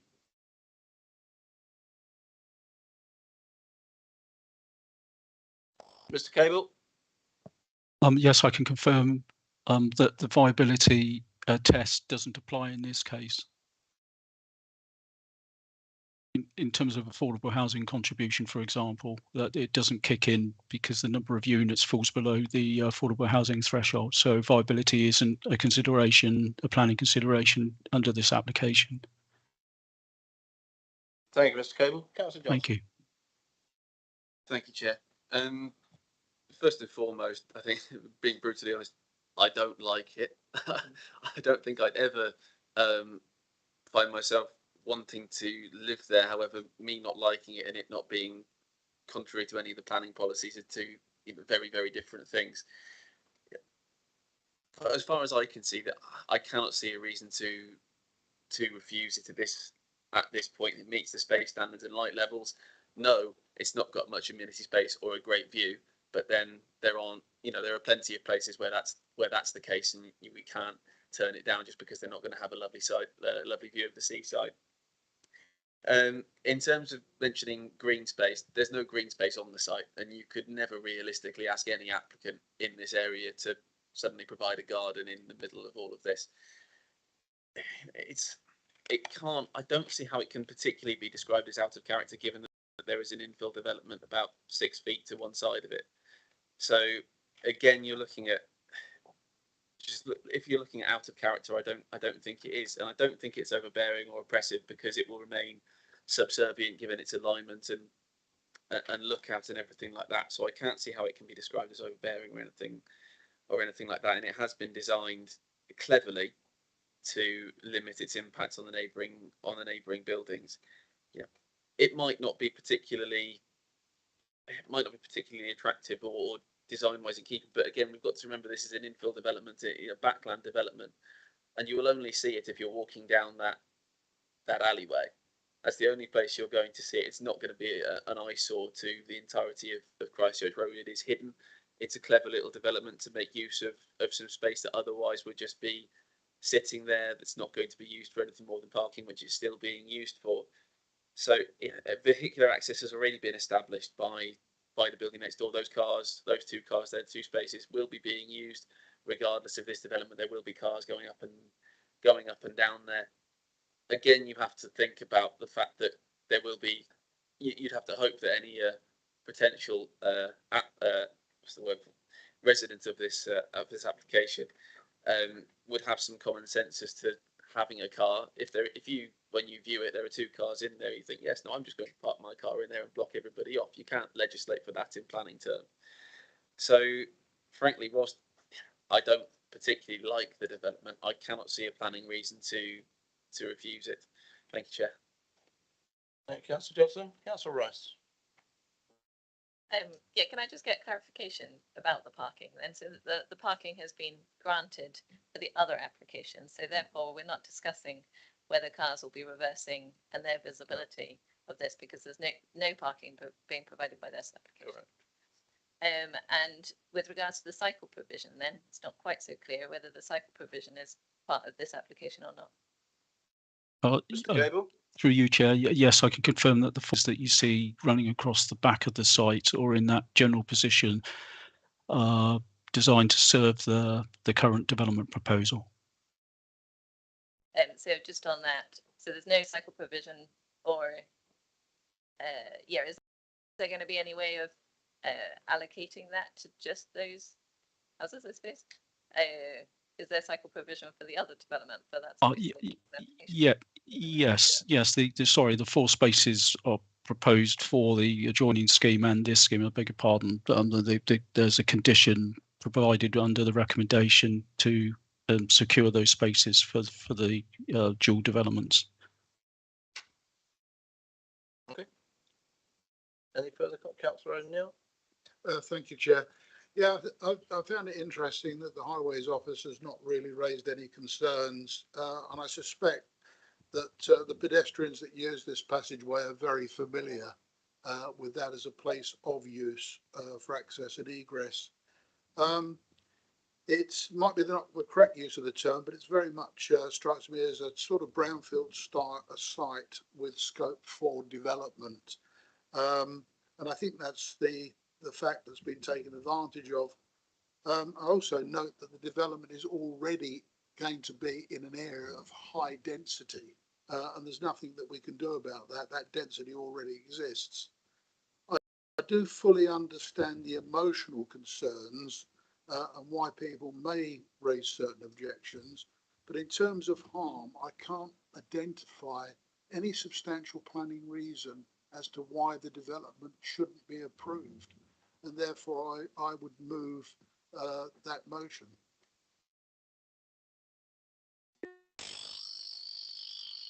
Do we have a seconder, Councillor Johnson? Councillor Falcon. Thank you, Chair, and thanks to the officers for providing the photographs, which I think have an opportunity to paint some sort of idea of the scheme.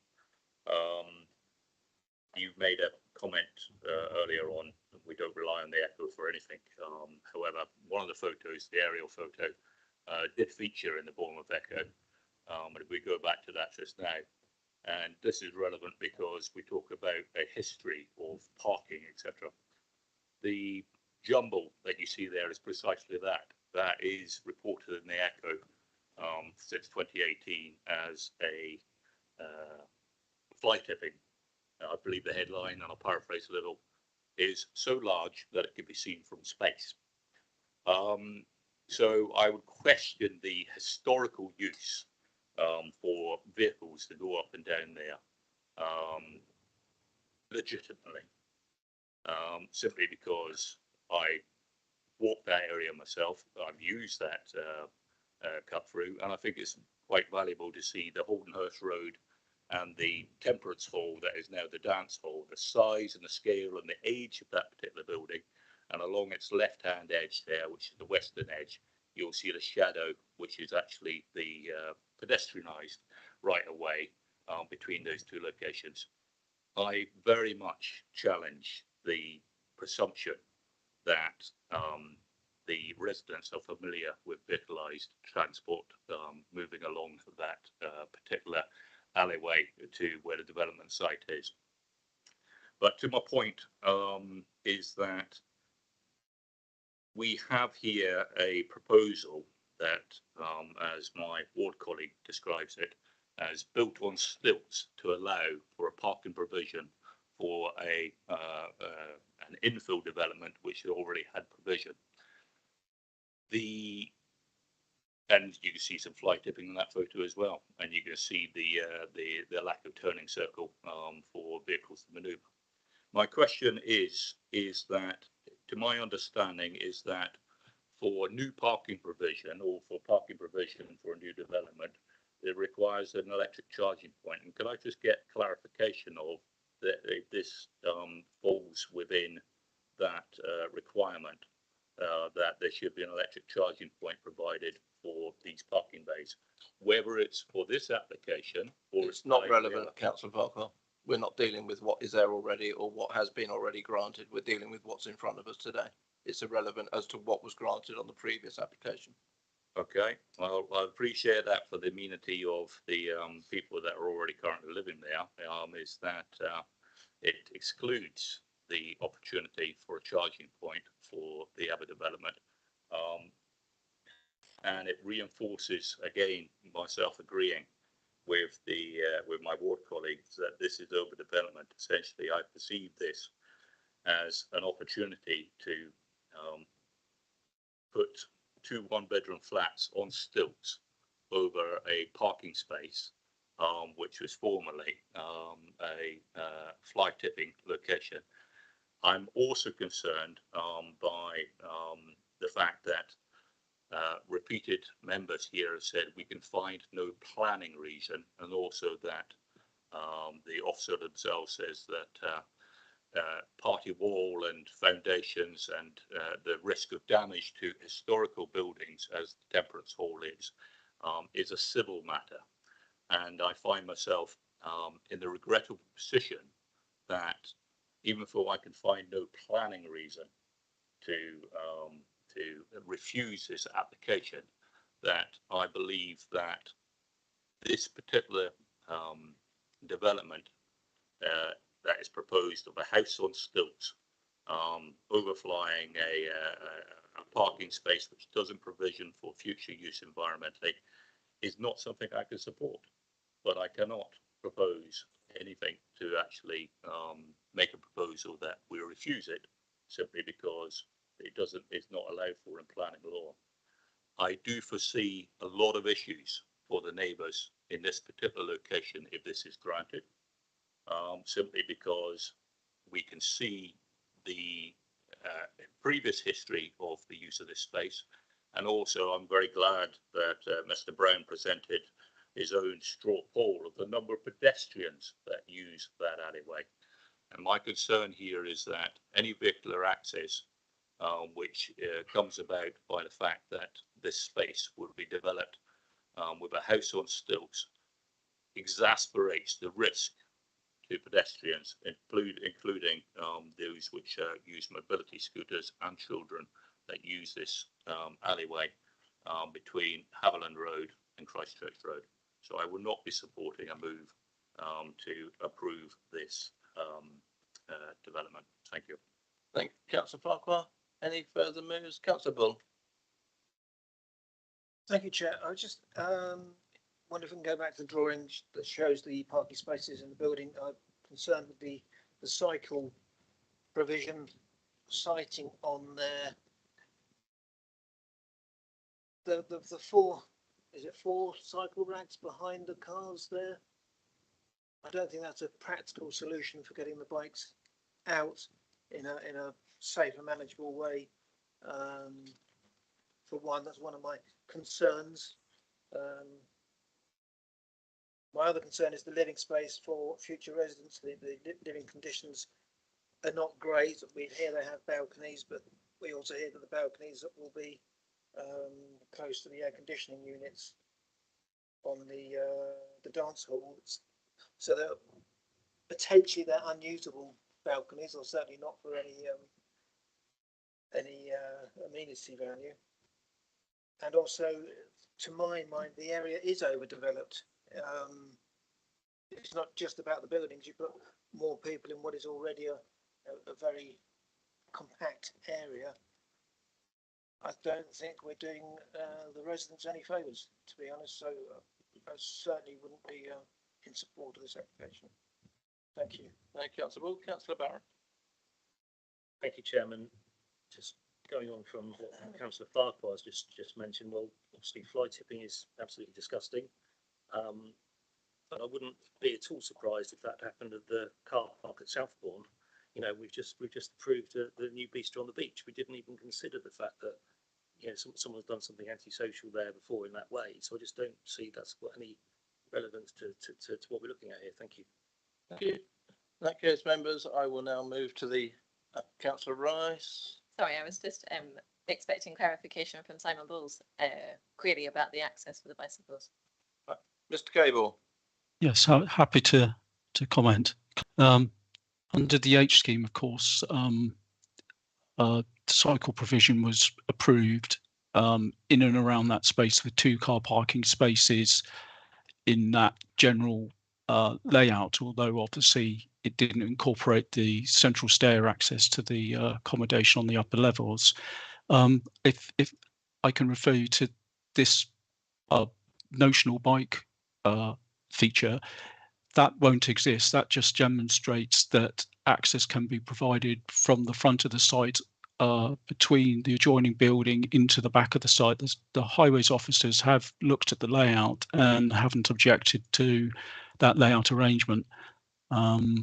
So we've taken that forward as being a workable arrangement when you look at all the various elements that make the development work. I can't recall whether the width of the spacing is slightly substandard, but when you consider it in the round in terms of the overall benefits of the planning development, if there is a minor shortfall in the access width in the round, it's considered to be acceptable to deliver the development. Yeah, I suppose, yeah, that's interesting.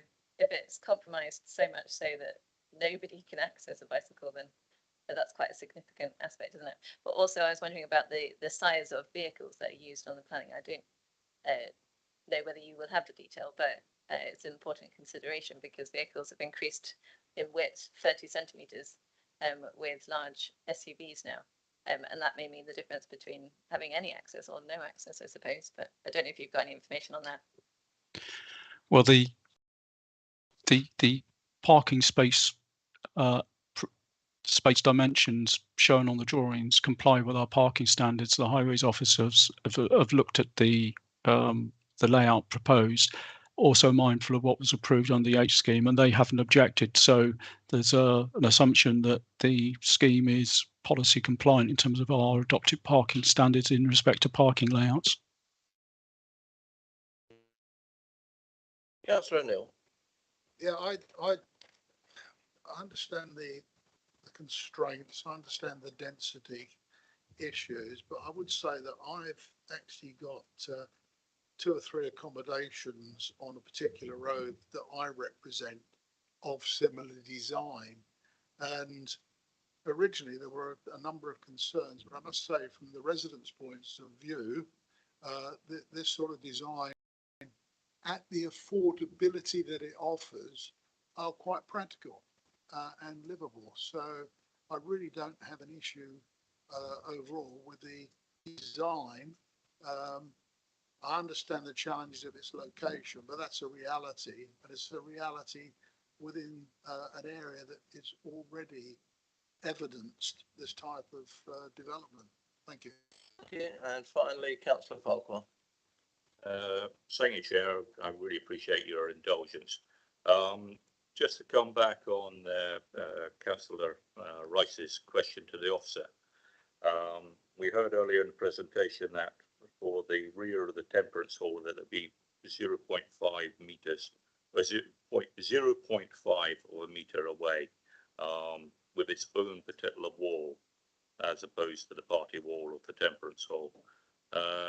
I understand that to be 50 centimeters or 19.685 inches, which doesn't sound like a great deal of distance between buildings, but the officer said that it is slightly substandard to what would be expected when questioned about the suitability of moving bicycles from that rack in the rear and past that bicycle there. Could I just have clarification from the officer? What is he actually referring to, or what does he view as slightly substandard in the method of centimetres or inches, please? Mr. Cable. Thank you. I mean, the two were extracted from the scale applied to the floor plan drawing that you see in front of you, the layout drawing. But it was also coupled with the remark that the undercroft parking design and the stilted piered design arrangement of the undercroft allows obviously clearly free access either side of the piers. So although on the upper floor the building has a closer relationship to adjoining buildings, being to the northern boundary to the dance hall, based on the scale, a half a 50, the 0.5 of a meter separation, and at this point 1.3 meters, at this point 0.8 of a meter, and at this point 0.7 of a meter. Clearly at ground level, it's an open-sided, unenclosed lower ground level, so there's freer movement around the piers for people and moving bins and cycles. So I'm assuming the highways officers have looked at that layout, and that's the reason why they haven't objected. I hope that clarifies your query. Thank you, Chair. Through you, once again, we make an assumption of the highways officers. Is there a highways officer actually in the meeting that could actually comment? Mr. Edwards, are you still with us? Good afternoon, Chairman and members. I'm the Highway Officer, Sanoba Khan. Just to go over the issues being raised in terms of the parking aspect first, if I may, I'd just like to clarify that the application before us is actually a car-free. So therefore, the consideration that we look into would be just really relating to its impact in terms of its build in respect of the approved car parking. And in order to ensure that that's acceptable, the developer or the applicant has put it on stilts, which ensured that you've got open areas either side of the car, accessibility to the vehicles. The layout, in fact, as was previously approved, and I think as my colleague Richard Blake Cable has been saying, the car parking layout has already been approved as part of the H application, and so that's not a consideration. It is accessible. It does meet the guidances of 6 meter clearance, and if you look at the dimensions, it's about 7 meters in width. So just to clarify that the car parking layout has actually been given approval on the previous application. So our consideration is just to ensure that whatever they're proposing doesn't impact in ensuring that the parking is accessible by vehicles. So all other considerations about pedestrian movements, existing alleyway, no pedestrian visibility displays, they are all existing, and there's not much we can do in terms of improving that. It's not a new build development where we could potentially ask for wider accessway visibility displays. So just to clarify on those points, in terms of the actual cycling aspects of the development, 1.2 meters, I mean, it's slightly different. It is set at the back, but it's at an angle, which according to the guidance, we can allow cycle parking. It is also in a grey area because where we do have wider garages, we do allow cycle parking to be utilised as part of a garage which is wide and longer. In terms of the vehicle size, I think Councillor was mentioning earlier on about larger vehicles. Well, the dimensions given in terms of the parking bay are in accordance with the SPD, which is 2.6 by 4.8 metres. So we can only apply in terms of what's being proposed. Does it conform with SPD? It does, and therefore it's why we've said no objection. Thank you very much. Okay, members, we will now go to the vote. We have a move to grant this from Councillor O'Neill, seconded by Councillor Johnson. Please say for or against, please. Councillor Barron. For. Councillor Bull. Against. Councillor Davies. For. Councillor Farquhar. Against, and may I have my name recorded for the purposes of the minutes, please? Councillor Hall. Against. Councillor Hilliard. For. Councillor Lepedimin. For. Councillor McCormick. For. Councillor O'Neill. For. Councillor Rice. For. Councillor Johnson. For. And myself, Councillor Kelsey, also for. Could I have the numbers, please, Jeff?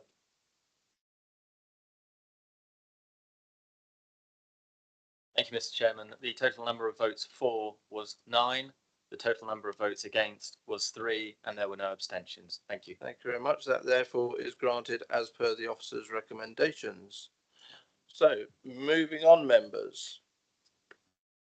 We will now deal with item 5E, which is the last one for this afternoon, and that is land at the former Puncheon Church on Exeter Road. And I would ask Mr. Burridge if you would present your case, please. Good afternoon, Chairman. Good afternoon, members.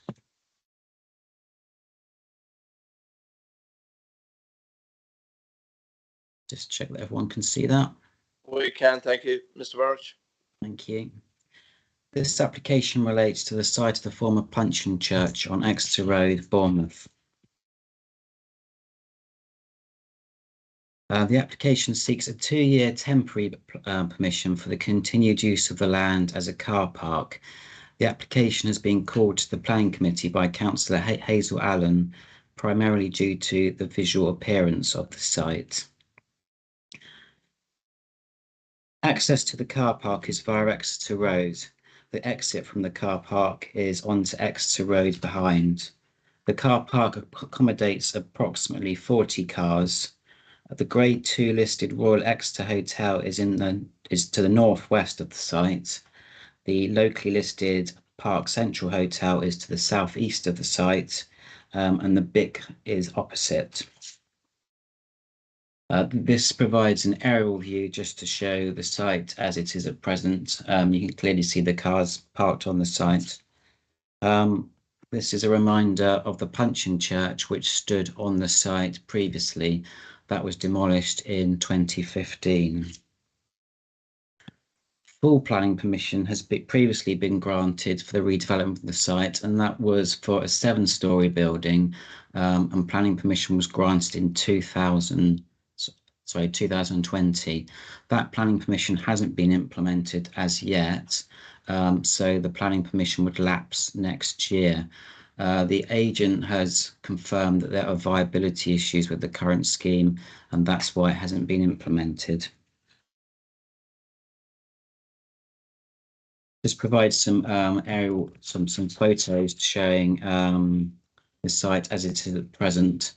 This is the Exeter Road frontage, so facing the BIC, and you can see the hoardings that are up to screen the site.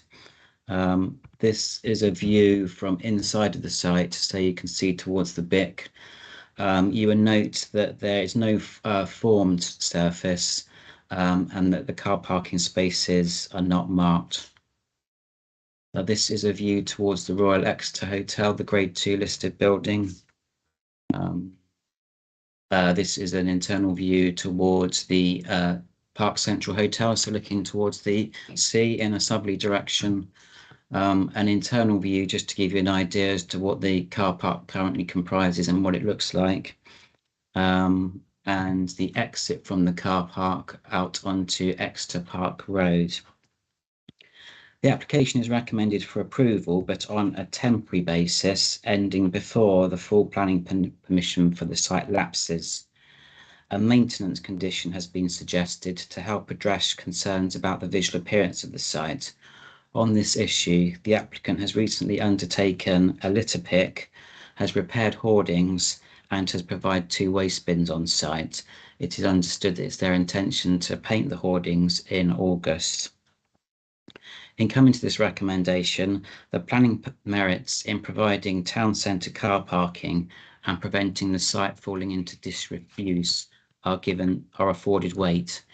It is also noted that Dorset Police and the council's environmental health team have had no record of any complaints or incidents whilst the car park has been in its whilst the site has been in its temporary use as a car park. It is not considered appropriate to provide a longer planning permission, given that the extant the expiry date of the extant full permission, because the proposal does not comply with the area-specific policy for this site, that being Policy 18 of the Bournemouth Town Centre Action Plan, and given the temporary nature of the current proposal and its the characteristics of that use. Thank you, Chair. Thank you, Mr. Barrack. Mr. Tyler. Thank you, Mr. Chairman. For this item, we have one statement in objection, and the statement is from a Mr. and Mrs.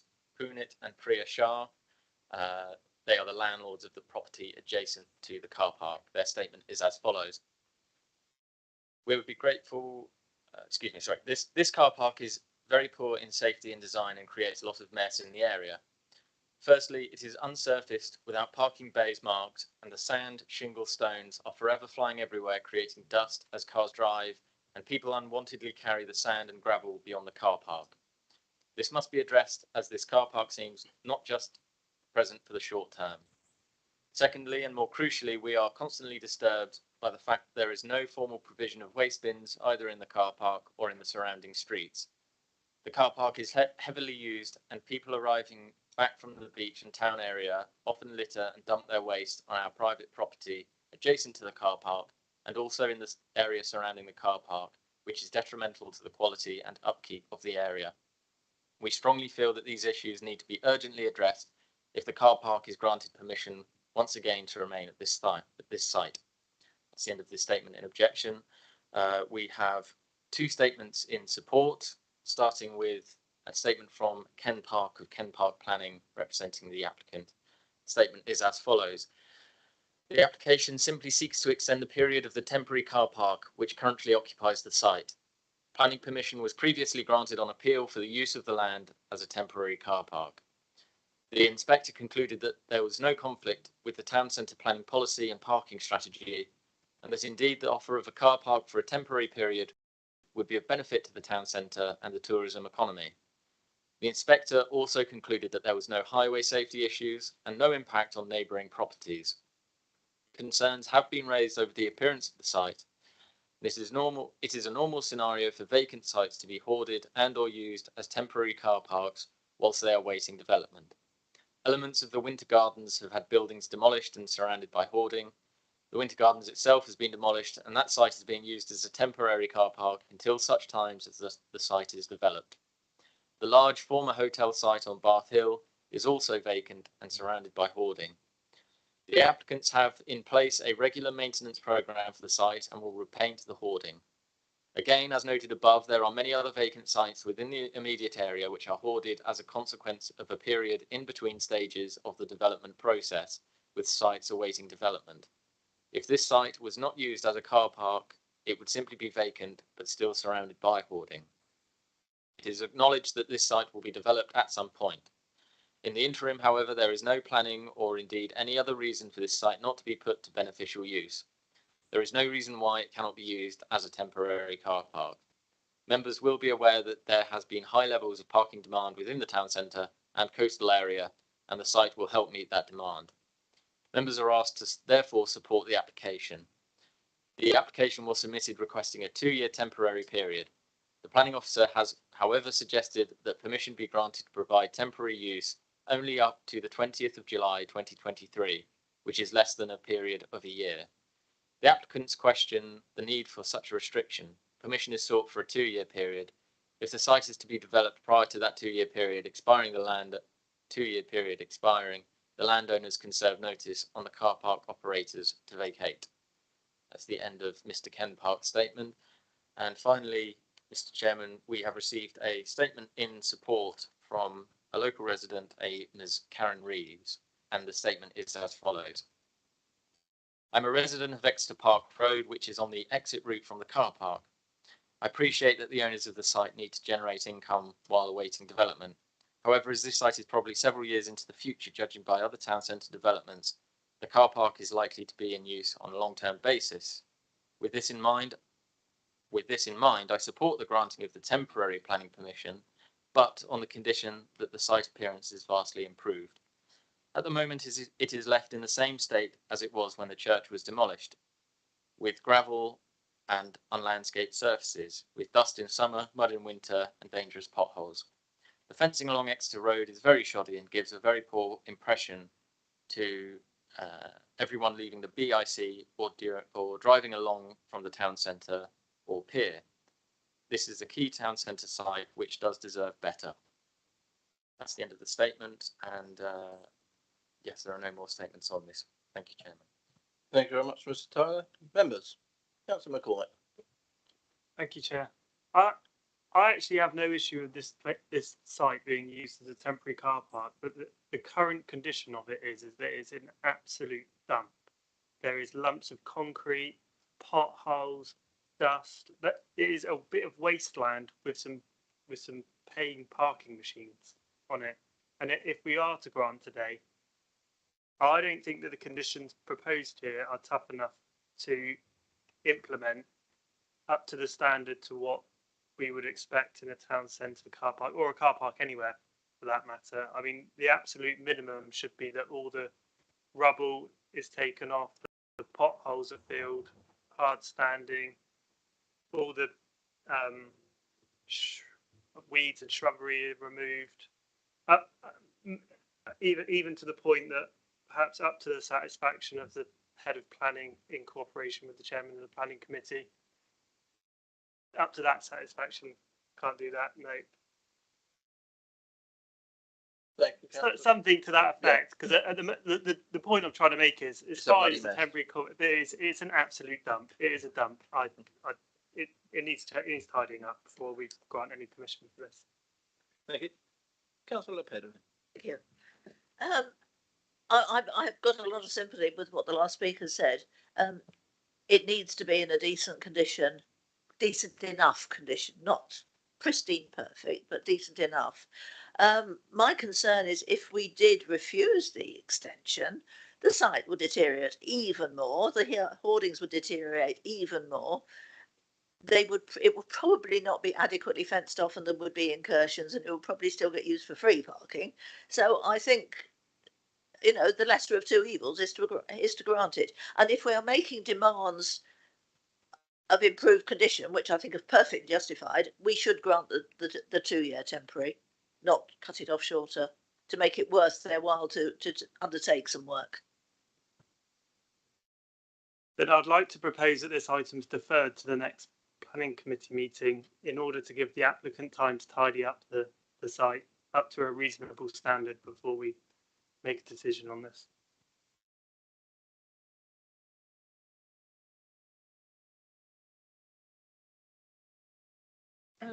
It is something that we could do, but it's not something we could enforce them to do. So I'd have reservations with doing that. I would be concerned that we're asking them to do something. Yeah. And they perhaps do a partial job, but lay out some money on it, and then we refuse. That seems to me not very ethical. Yeah. Councillor O'Neill. Yeah, I agree it's a dump. It is a rough site, it is an eyesore, and whether there's cars on it or not, it's still going to be a rough site and an eyesore. There are temporary conditions on it, so that if a developer comes along and wants to build an approved scheme, then the parking will be removed. So the capacity to put significant investment in is severely lacking. And I would suggest you wouldn't tarmac this site and make the necessary foundation works. What I would agree with is there are potholes and there is loose rubble. But what I would like to see is a levelling of that rubble and it being properly compacted and then continuing as a temporary car park. And I do believe it should be continued as a temporary car park with that caveat, on the basis that it is very popular and it is well used. And I see no reason at all not to use it. And as Councillor Potvin said, that if it would become even more derelict, and that's to nobody's advantage. So I would certainly, with the condition of the levelling, would welcome the approval of this site. Thank you. So just before we move ahead with anyone else, Councillor McCormack did move that we defer this application. Does he have a seconder for that? Councillor Farquhar.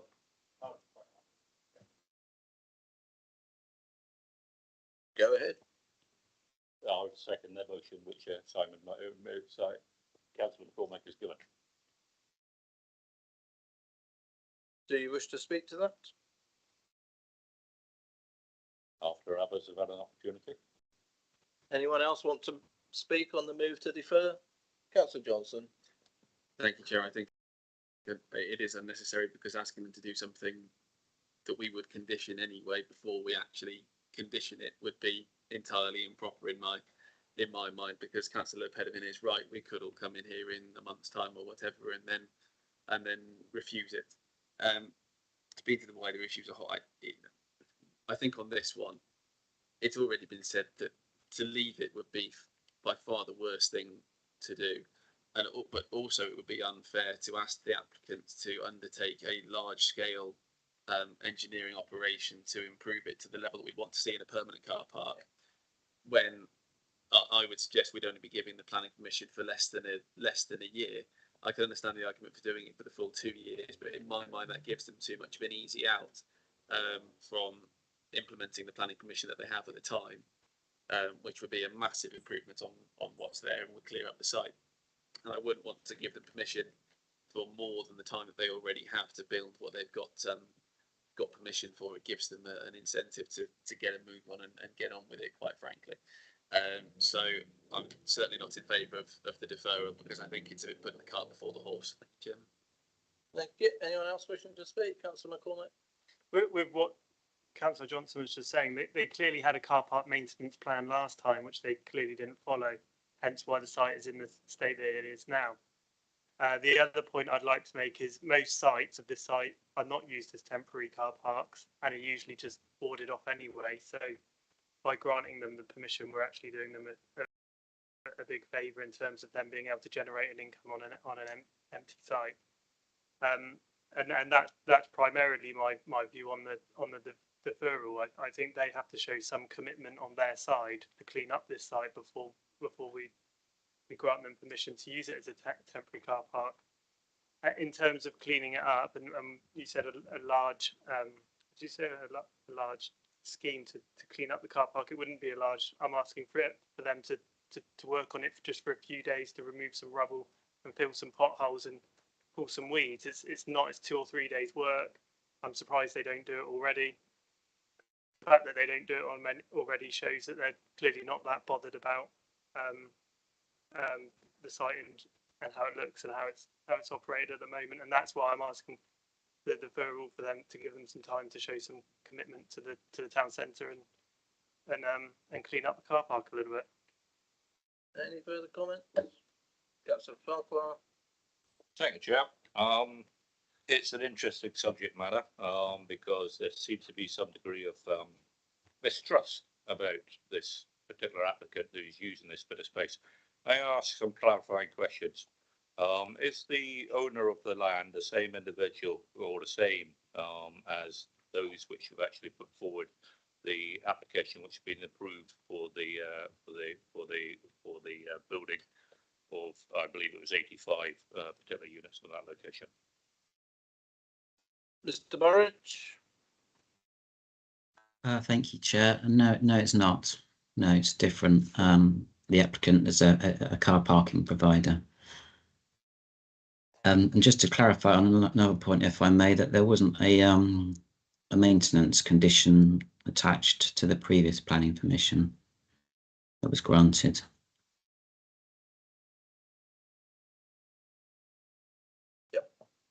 So if I may, Chair, if they're not the landowner, what agreement do they have in place to actually relieve the congestion, provision more parking for which we obviously need in the conurbation? What studies have been done as regards the actual use and capacity of this particular location? It seems that we've got an applicant here that doesn't own the land, and it seems strange to me that there is no mention of any sort of contractual agreement between the landowner and the car parking operator.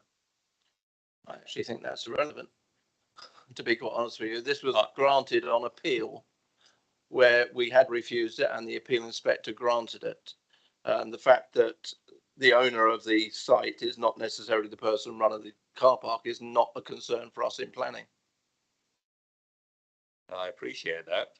Good, then we can move on to your next question. Absolutely. My next question, if I please, is just to confirm that if we don't get the deferral, we go back to the grant, the development in accordance to the plans listed, which is only 12 months. Can I just confirm where the 2 years came from? Was that from appeal or was it from? They were originally granted 2 years, which has run out. So the applicant has now asked for a further 2 years, whereas our officers are suggesting only a further year.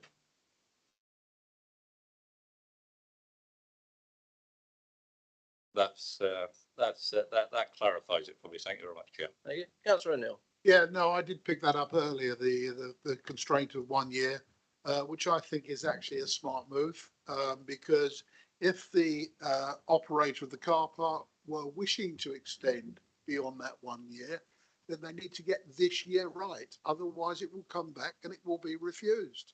So I think the officer's recommendation is perfectly appropriate. Thank you. Thank you. Now, Councillor Bull. Thank you, Chair. I do have some sympathy with Councillor McCormack's motion to defer, because I know that if we put on conditions and they're not met, the process of enforcement will probably take that year anyway. So it's kind of a difficult one to hold them to the conditions, because the speed enforcement was because of the controls upon them. But I do feel that to defer it is just kicking the can down the road, and I think we should just get on with it and make a decision. And I'm happy to go with the officer's judgment that a year is a suitable time. Okay, members, we have a move on the table to defer this item. I will not support that move, but you have the right to vote on it, and I will put that to the vote now. We have a move. We have a move by Councillor McCormack, seconded by Councillor Farquhar. So I will call your names in turn on the move to defer. So Councillor Barron. Regrettably against. Councillor Bull. Against. Councillor Davies. Against. Councillor Farquhar. Or Councillor Hall. Against. Councillor Hilliard. Against. Councillor Lepedevin. Against. Councillor McCormack. For. Councillor O'Neill. Against. And Councillor Johnson. Against. And myself also against. That move therefore fails, and we will go back to the original debate. Councillor Rice. Yeah, I'm not. I suppose some clarification about. My understanding is that this could be 85 homes, and that would be far better for, and in keeping with more of the policies than keeping this as a temporary car park. So, if we were to grant for another year, what is in place to ensure that we don't just keep on granting for another year and a year and a year? what we What's have the in place incentive? is the people sat in this room today. So that- The site in that already case, we has would planning probably- permission for a build of flats, etc. That planning permission will run out next year. So it will then be down for the applicant of that application to either have started the building or to come back and resubmit a new application. So in that case, to put it simply, then I suppose I'm not in favour of granting this because we're just incentivising them not to build homes. So I would be rejecting the application. Okay. Thank you. Thank you. Councillor Parker. Thank you. Just to Councillor O'Neill's point is that reading 53, section 2 for the conditioning is that it says that the period will be expiring the 1 year, the extension of 12 months till the 10th of July 2023, but it then says immediately on the expiry of that period, the use hereby permitted shall be permanently discontinued. Can we get some clarification on how that is enforceable? Because Councillor O'Neill said or indicated that there may be an opportunity for this car parking operator to once again say, well, we want an extension. Smith, would you like to come in first? Just very briefly, just to say that if you do move and recommend for this to be refused, that it is currently, because the temporary permission has lapsed, it's currently unauthorised, and you do refuse it, then there would be then an incentive for us to then take enforcement action and go down that planning enforcement route. Rob wants to come in as well. I mean, the only two observations I've made, Chairman, are on the permanently question. Well, if they wanted to have another temporary consent, they'd apply for another temporary permission, and that would have new conditions, and it would form a new part of the planning history, so it would take over the previous one that existed. I think my only comment is if you didn't go with approval here, obviously, as Artemis just said, you go for potential enforcement. That would then go to appeal, and possibly by the time that all got sorted out, it might all be resolved, and time might have lapsed anyway. So in that respect, you would lose the scope of at least hoping to sort out the matter via the condition, if it did sort it out. I think what you're saying, Mr. Firth, is quite right, and I think if we were to refuse it, it would go to appeal. Now, we've already lost it on appeal because the appeal inspector has already said yes, he was prepared to grant it for that temporary period, and I fear that as nothing else has materially changed, that he would do exactly the same again and just say grant it. And again, he may well grant it for a 2-year period as the applicant requests, whereas today we have the ability to say no, a year. So I am happy to move the officer's recommendation. I totally agree. The site is an absolute tip. But I do have to think we all have the right to park our cars where we choose to park it. If some idiot wants to park their car in a tatty pothole-ridden car park, then I hope they have the money to repair it, because I'm sure that the people that own the car park won't pay for it. So it's up to them. If you want to park your car in that car park, go ahead and park it. If not, use a decently, nicely tarmacked council-run one. But I do think that we need to get on with this one today. I will make the move to accept the officer's recommendation for 1 year. Thank you, Councillor Pedderman. I appreciate that. Councillor Barron. Yeah, sorry, can I just have a bit of clarity? So it's for a year. When would that actually be from? Is it from today, or it's when the decision notice goes out? Because It's mentioned just under yesterday. It's just under a year. He said less than a year. It's It's just under a year. It's until the 10th of July next year. Yeah, fine. Yeah. Okay. Any members wishing to make any further comments? No. In that case, we will move to the vote to grant that as per the officer's recommendation, with a 1 year cut-off on that. So, Councillor Barron. 4. Councillor Bull. 4. Councillor Davies. 4. Councillor Farquhar. 4. Councillor Hall. 4. Councillor Hilliard. 4. Councillor Le Pedevin. 4. Councillor McCormick. Against. Councillor O'Neill. 4. Councillor Rice. Against. Councillor Johnson. 4. And myself, Councillor Kelsey, also 4. Could I have the numbers, please, Joe? Certainly, Mr. Chairman, thank you. The total number of votes for was 10. There were 2 votes against and no abstentions. Thank you. Thank you very much. So that application is granted. That, members, deals with today's meeting. thank you very much for your patience in staying on this afternoon to allow the gentleman to get back home to his poorly wife. Much appreciated. And thank you for allowing us to swap around the order of the meeting today. There is no special meetings scheduled for August, so we will just have the one normal one. I think we will deserve a bit of a break, having done so many specials in the last few months, but I thank you for your patience in allowing us to take forward that to help clear the backlog. Saying that, off to the beach, everyone.